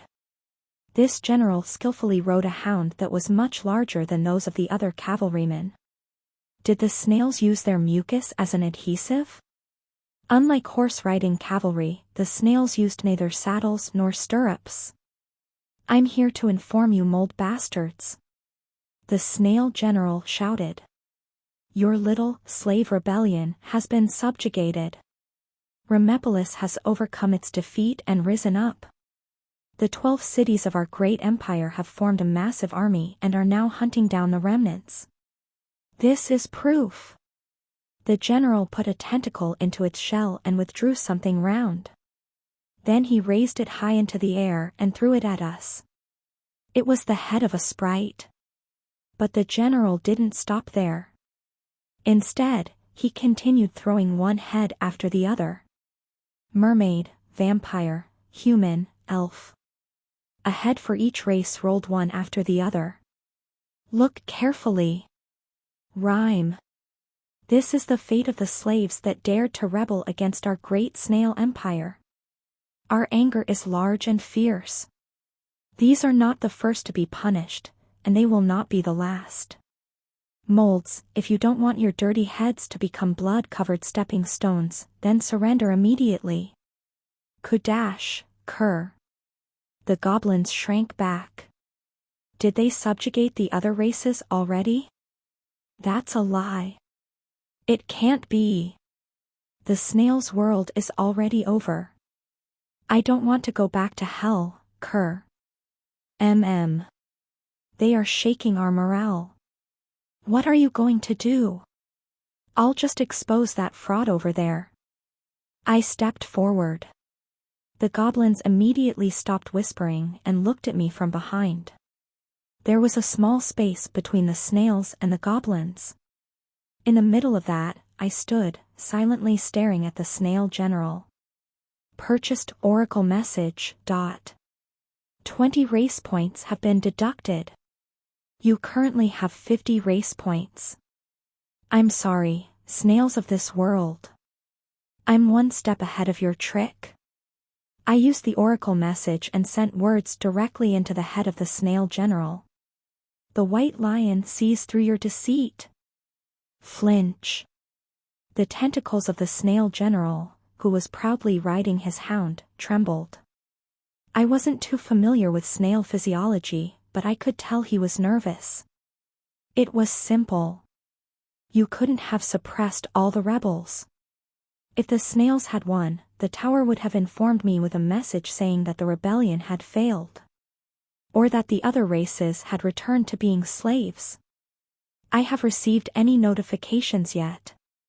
The reason was obvious. The snail general was threatening us with lies. Well, I have the benefit of the system, which allowed me to figure it out. So it's a matter of using whatever you can. I opened my mouth and took a deep breath. Then I let out a loud lion's roar. Roar dash. My roar rang out across the plains. Startled, the hounds' bodies squirmed and twisted. The snails didn't fall off only because of their excellent adhesion, but they still raised a fuss. The mold's god. It's one of the false gods that descended and brought calamity to the city. Those bastards did something disrespectful to Rhyme in Remepolis. Idiots. There's nothing wrong with serving Rhyme and receiving his blessings. From the snail's perspectives, I was an evil god. But an evil god was still a god.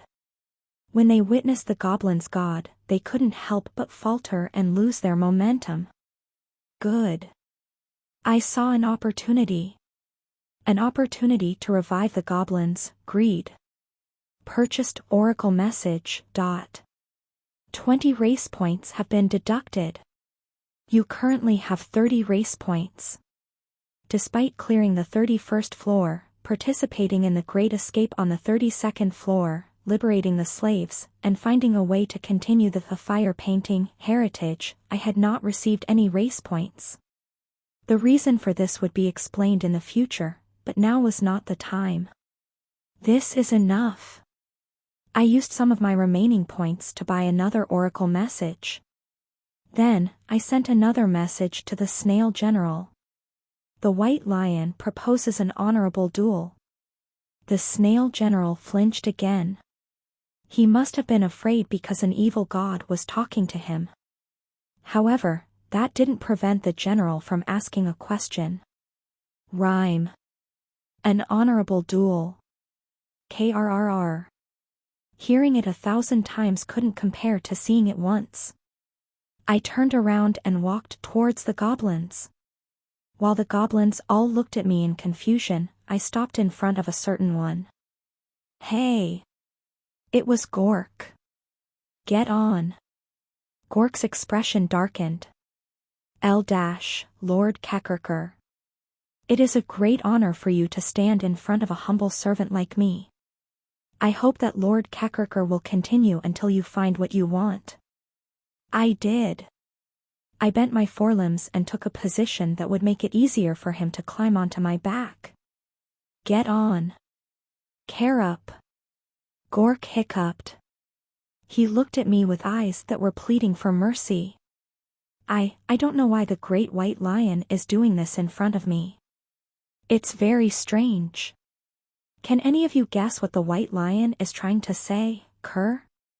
The other goblins looked at each other and whispered. I think he wants him to ride on his back. No matter how you look at it, it looks like he wants him to get on. Gork opened his mouth desperately. Care up. How could believers like us ride on the back of the white lion? Blasphemy. There must be some other holy meaning that we cannot even begin to understand. I bent my hind legs. Then I tapped my back with my tail. The goblins thought deeply. As expected, it seems that he's telling you to ride him. If you don't ride him, he might become angry. Wouldn't it be blasphemous to not obey the white lion's command? Gork? Gork sobbed. Brat. I used the last of my points to directly send an oracle message to Gork. The white lion says to get on his back quickly, otherwise, he will kill you. In the end, the sobbing Gork got onto my back. When they saw Gork's tears, the people around us cheered. Look! Karukarup's grandson, Gork, has obtained the favor of the white lion. He's so moved that he even began to cry. Gore. He's crying. But he deserves to cry. This is an honor that will be passed down to his later generations. How lucky. Gork sobbed harder. Kerr.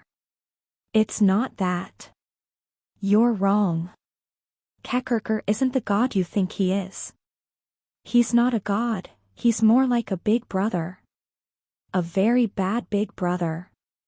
Of course, Gork's voice was buried by the cheering of the others and couldn't be heard.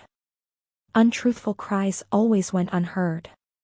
Without anyone understanding the tears he shed, Gork was carried on my back until we stood in front of the snail general. Indeed. The snail general looked at me, then at Gork on my back. So that's what you meant by honorable duel. I understand.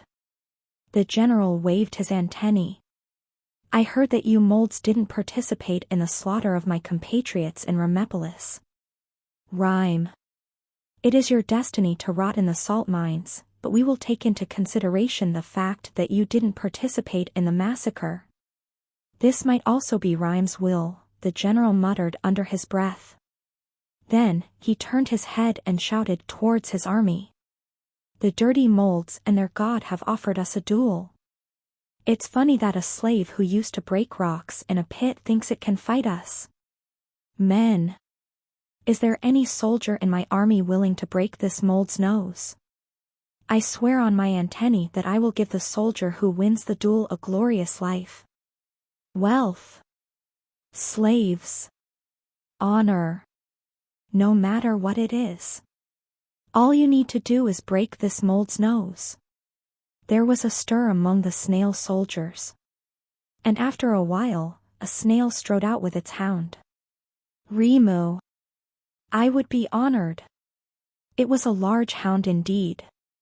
In all honesty, I wasn't sure if it was fair to call it a hound.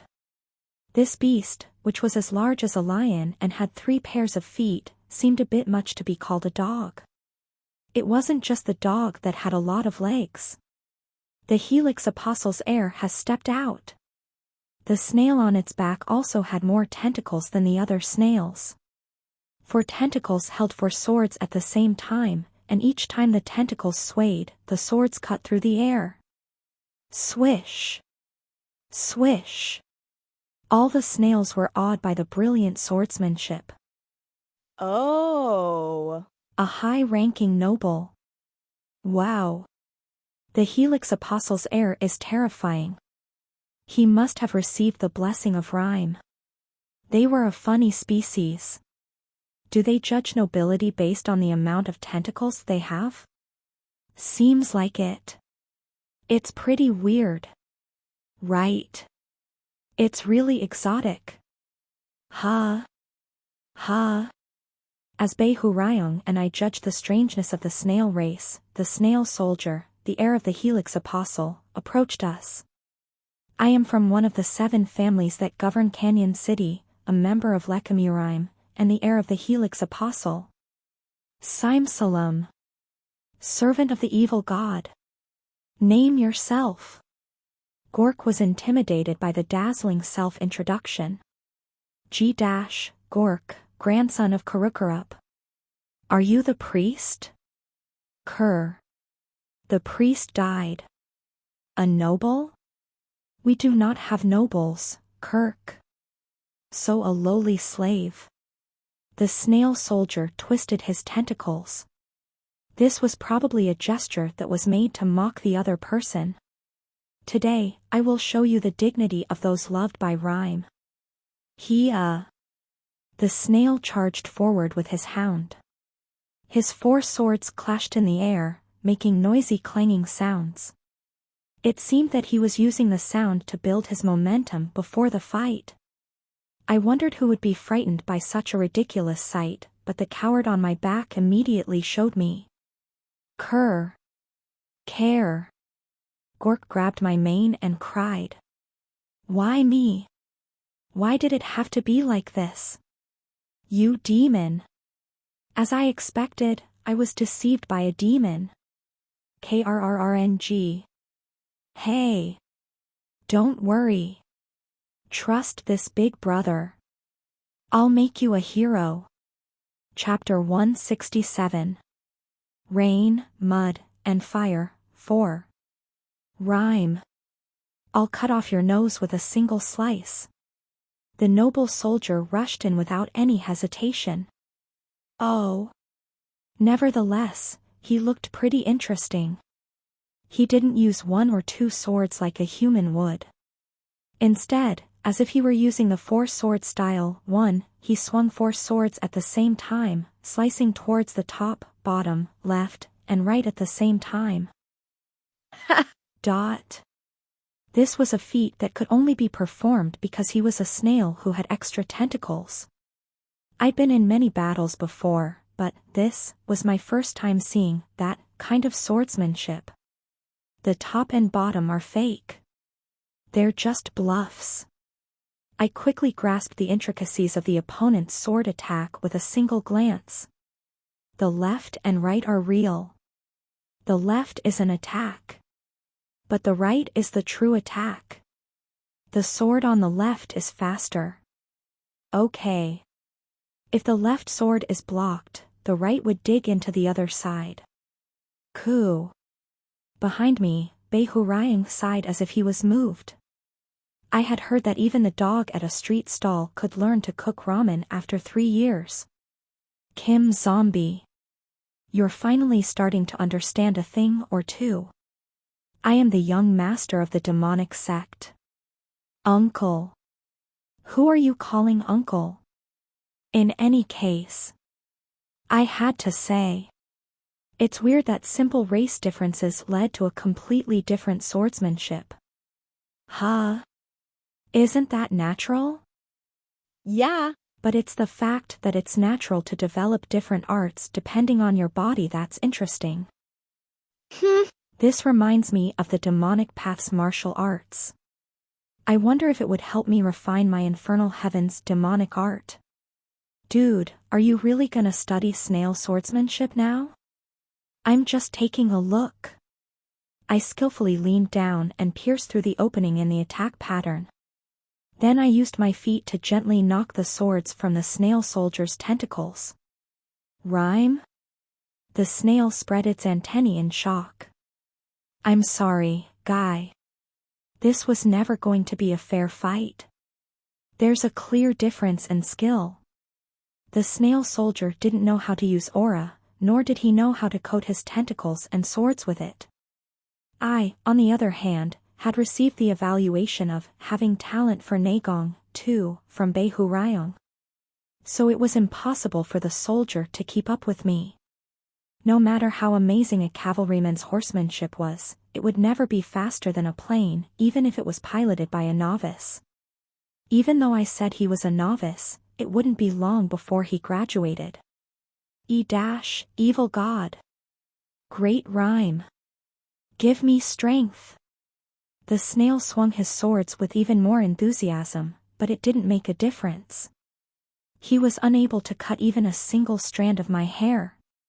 As though I was playing a rhythm game, I occasionally tapped on the snail's swords. Kerp? Kerr.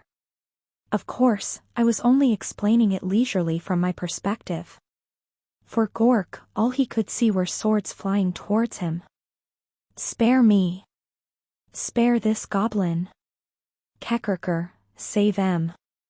Isn't Kekerker the demon? I'm screwed. Gork is screwed. TCH. It was pathetic. I'd even given my all to prepare the perfect stage in his dreams. I taught him aura. No matter how scared of death he was, shouldn't he at least show a bit of bravery at this moment? Let's say he really was in danger of dying. This was the time when he should be trying to help himself. Hey, zombie. Yeah. The way you treat this goblin is very… What? It reminds me of when someone was teaching someone else. I can't tell who the someone or the other someone is, but I think I knew the someone and someone, or maybe I'm mistaken. I don't know what you're talking about. If you're gonna keep reciting nonsensical rhymes, then just watch. Huh. Fine. I just feel sorry for the goblin. I never felt sorry for a human in my entire life, but the day has come when I felt sorry for a goblin. What the hell was this ghost saying? KRRNG. I focused on defense. I just hid away the snail soldier's swords with my claws, but I didn't attack him at all. It wasn't me who had to defeat this snail. It was up to Gork. This is for the goblins. I waited patiently. Kerr.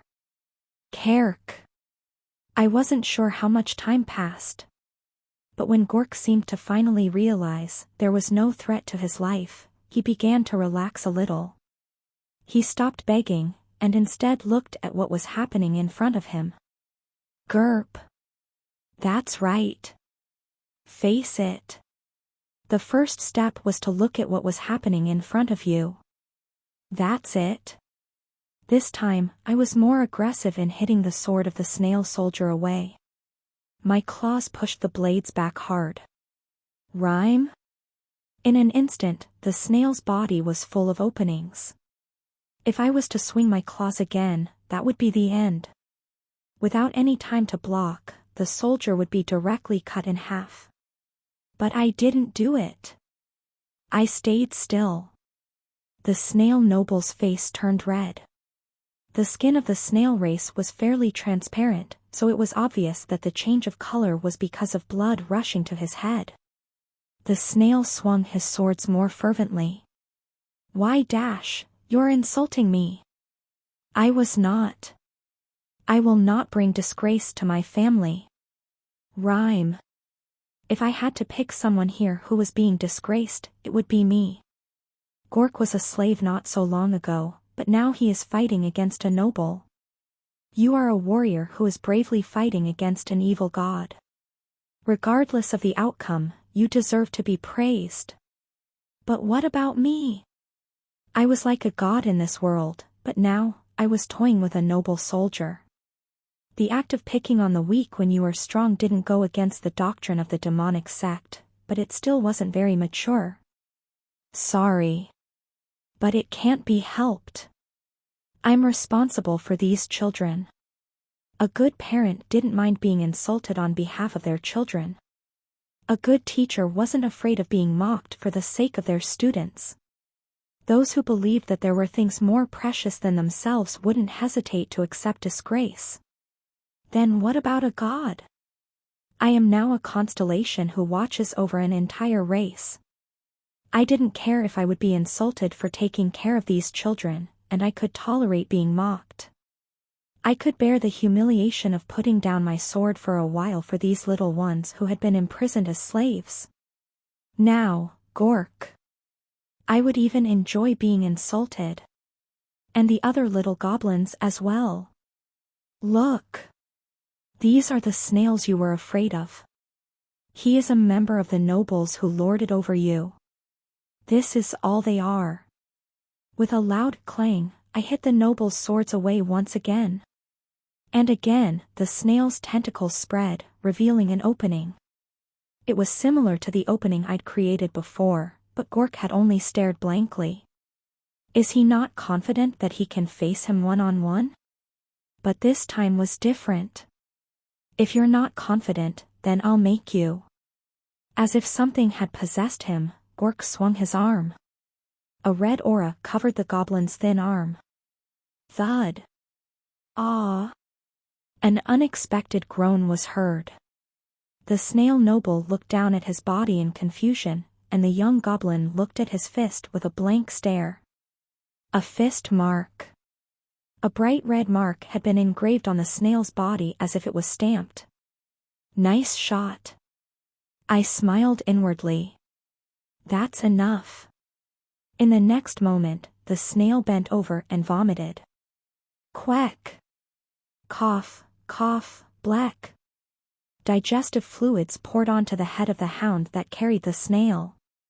Fortunately, the snail's diets consisted mostly of soups and stews, so there weren't any solids in the vomit, but the hound wasn't very pleased nonetheless. Wah! Kiking, war! The giant hound struggled to get the slimy vomit off of its head. It shook like a mountain during an earthquake and ran towards the snail army. Clinging tightly to its back, the noble soldier was also carried away. Geek! Even as it was carried, the iridescent vomit continued to flow. Gork opened and closed his fist with an expression of disbelief. Gork!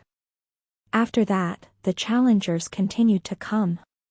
Not only the nobles of the snail race, but also the private soldiers of the nobles, soldiers who were confident in their fighting ability, and soldiers seeking riches. A total of 11 snails came forward requesting to duel. But none of them were able to get past my claws. As I'd said before, it was impossible for them to fight me in the first place. The longer he fought, the less Gork spoke. Gork! Gork! Gork! But as his winning streak increased, the goblins behind us went wild. How is it? I deliberately paused between each match. Instead of accepting the duels right away, I walked leisurely in front of the goblins. Like a victorious fighter, Gork sat proudly on my back. Isn't he cool? He caught the eyes of the other goblins. Aren't you envious? It tickled the hearts of the goblins. You want to be like this too, don't you? It painted their hearts with desire. Fire painting isn't the only beautiful thing in the world. Mud isn't the only thing that smells nice. Achieving victory in a fight. Facing a challenge and overcoming it. These are also as beautiful as fire painting and smell as nice as mud. It was clear that the goblins had already fallen in love with the beauty of a duel and were intoxicated by the scent of victory. If that wasn't the case, their eyes wouldn't sparkle like that. It was exactly these smiles and sparkling eyes that I wanted to see the most in this world. Accept your envy as it is. Long for more. Dream of it. Life only becomes vivid when it flows in a direction. Envy will whisper the direction of that flow to you. Be the water that flows to your dreams, not the alcohol that stagnates and rots. I'd felt it when I saw them fighting in the Colosseum. Every goblin had fighting spirit sleeping within them. The goblins considered Gyri, who died in the Colosseum, as a strange exception in their race. They'd even mentioned her strangeness at her funeral. But if Gyri loved to fight, then there were definitely other goblins who were the same. KRRK. I slapped away the sword of the 11th challenger. The white lion is by your side. Although I was only a fake constellation, I wanted to be remembered as the being they believed in. I hit the 12th challenger's sword away. The goblin race has opened its eyes to the beauty of dueling. The tower's voice sounded in my head. The goblin race desires the honor of victory. The goblin race yearns for the spirit of challenge. Perhaps the tower had its own set of aesthetics and procedures, so it always sent notifications, but at least in this case, it was unnecessary. The trait of the goblin race, greed, has changed. After all, I could tell just by looking at the goblins' fanatical expressions. The goblin race has gained the trait, competitive spirit. Words appeared before my eyes. Plus. Competitive spirit. Classification, guided. Collective subconscious. Origin, greed, B. Description, the goblin race is greedy. But this greed does not come from vulgarity, but rather the deficiencies in life. In the eyes of every race, goblins are ugly, so from the moment they opened their eyes, they were plagued with deficiencies. Life is only life when it flows into the world. From now on, the goblin race will not blame the world for their deficiencies, but will challenge the world instead. If it must flow, I'd rather it be a stream. The goblin race believes that they too can become strong. They believe that their desires can be achieved. The sword is a symbol of their faith, dueling is a process of their faith, and victory is the proof of their faith. More vehemently, the goblin race will be endlessly greedy. A more honorable duel. A more glorious victory. The goblins will constantly try to obtain tokens of their faith, and perhaps this tragedy will never end. But it doesn't matter. The goblins are willing to shed tears for this tragedy and applaud those heroes who failed. However, aura users might be treated as a privileged class. This trait can change depending on how history progresses. Plus. Thump. As the 13th challenger was defeated, a drop of liquid fell onto my mane. Gore, KRR. Gore. At first, I thought it was sweat that Gork had shed. After all, in the first duel of his life, Gork, who was covered in sweat, had already faced 13 different opponents. He was slowly reaching the state of mental exhaustion before becoming physically exhausted. He had already been pushed to the point that it was becoming difficult to even use his aura anymore. But it wasn't sweat. It was rain. Gore? Ku? The goblins looked up at the sky in disbelief. Tuck, tuck, tuck. It began to rain. The raindrops fell onto the goblins' large noses and bounced off. Unable to withstand the force of gravity, the drops that landed on their bodies slowly rolled down. Rain. It's Kirka. It's rain. It's really water falling from the sky. The goblins opened their mouths and drank the rainwater. Compared to when they saw the fire painting in the cave, or when they first left the cave and saw the sunset, the goblins were much more excited when they looked up at the rain. Gore up. Gore, gore. Kirka. Kirka. The goblins spread their arms wide as though they wanted to hug the sky. They stomped their feet. The small puddles of water forming beneath their feet splashed, and the mud splattered as well. Some goblins even directly dropped to the ground and rolled in the mud. It would be wrong to call it sacred. But it would also be wrong to not call it that. The snail general picked up his horn. This is troublesome. I assembled a unit as quickly as I could in the city and rushed over here, but the river will overflow because of the rain. The dirty molds will easily be able to cross the river. But the water is too rough for the hounds to swim. Rhyme. How can mere mortals stand up to an immortal? Is this the doing of the evil god? The general muttered as he turned his hound around. Or is this the will of Rhyme? Then he shouted to the hundreds of cavalrymen behind him. We'll stop chasing the molds here. But we're the tentacles of Canyon City, that. Rhyme. This is my decision. We shouldn't sacrifice our lives to the immortals here. Instead, we should join White Mountain City in their pursuit of the humans. Soldiers, move out. Boo. The sound of the horn pierced the rain.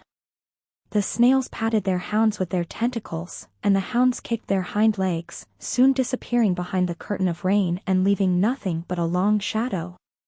Boo! The horn's sound continued for a little longer than the shadow before finally fading as well. Now, the only sound they could hear was that of the rain falling. I looked in the direction that the dog cavalry had disappeared in for a while. As expected of cavalry, they came like the wind and left just as quickly. Looking at that army, I could see why the heretic questioner was so confident, even when it appeared that he was losing to us. Grrr. I turned back to the goblins. Those children were happily playing in the rain and rubbing mud on their bodies. I did everything I could. After leading them to Guru, I would have fulfilled all of my responsibilities. The time to wrap this stage up is slowly approaching. But before that, I watched the goblins running around in front of me. Cute things. And smiled inwardly. Chapter 168. The Gap Between Master and Friend 1. About a week after we chased away the snail army, the goblins finally arrived at their destination. The goblin race has returned to their homeland. Quest clear. You have safely rescued the goblins from Remepolis. As a reward for completing the quest, you will receive race points.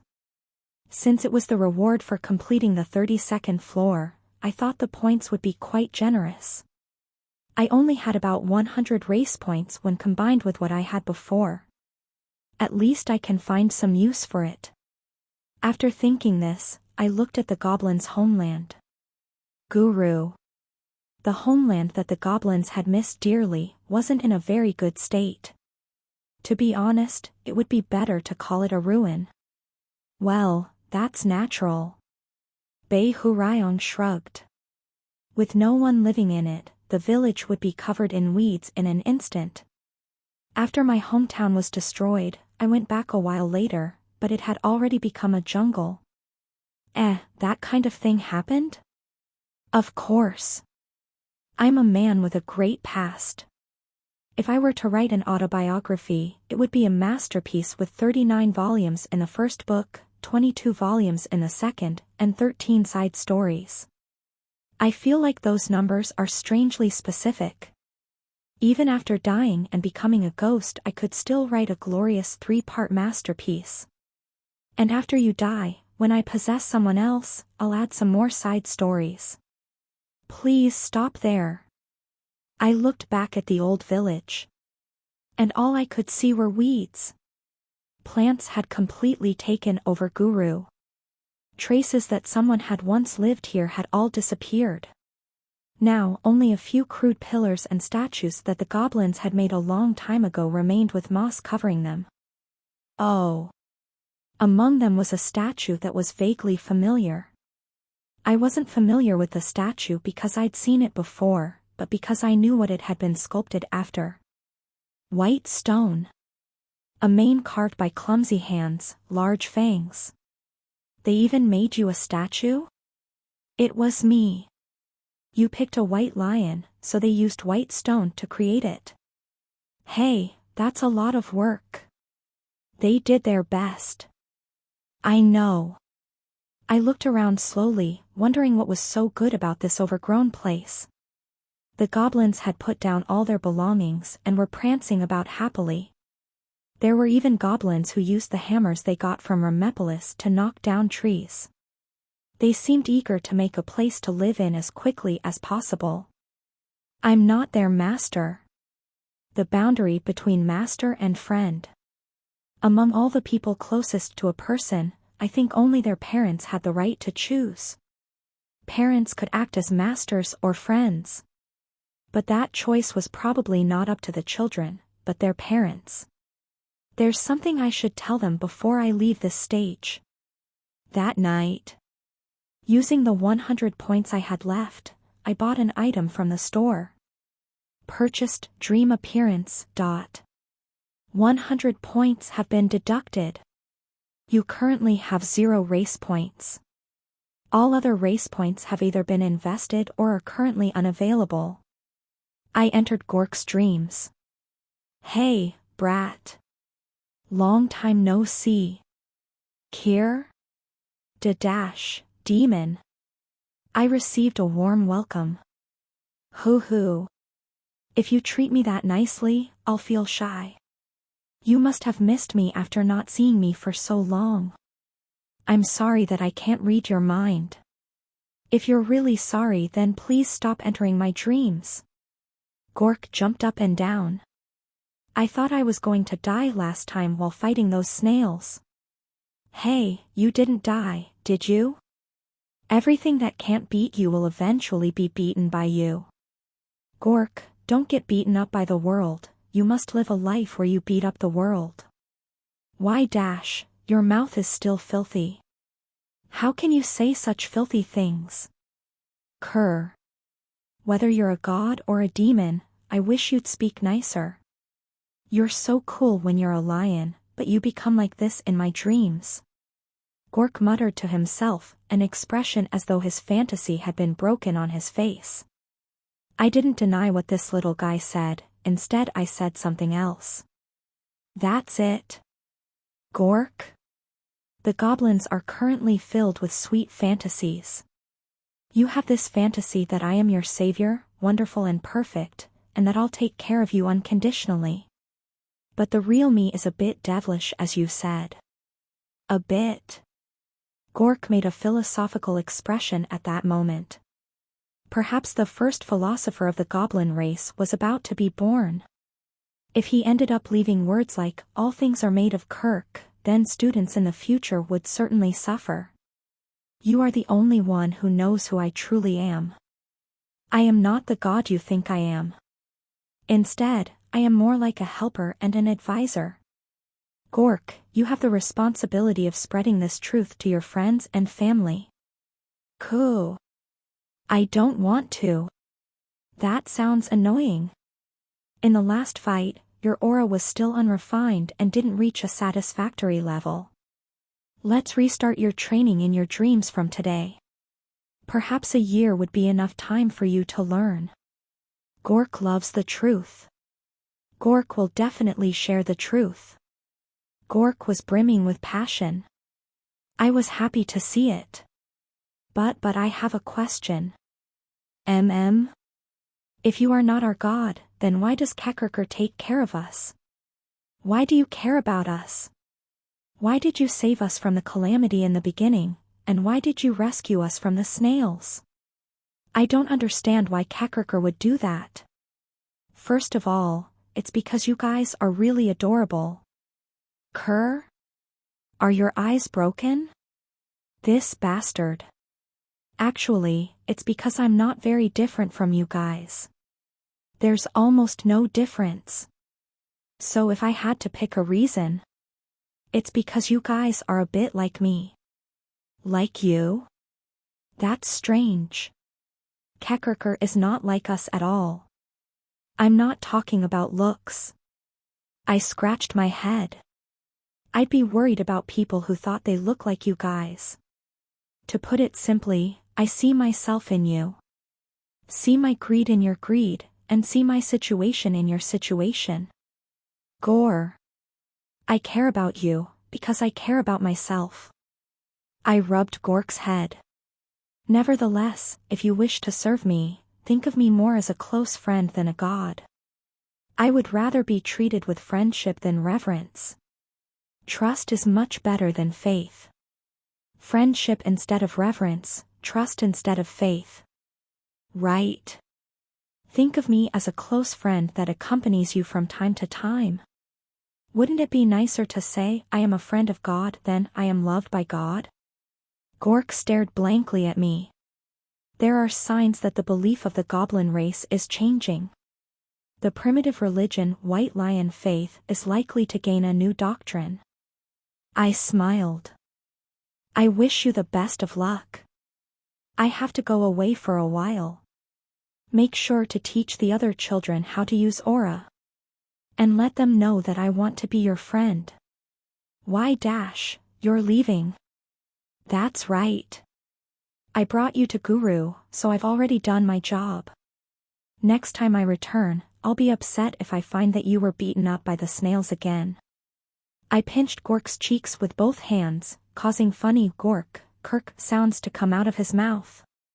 You have to teach the other children aura and what I'm really like. Oh. And I forgot to say this before. You did good in that last fight. It was pretty cool. I tapped him lightly on the shoulder. All the best. Gork opened his mouth to say something, but I swiftly left his dream.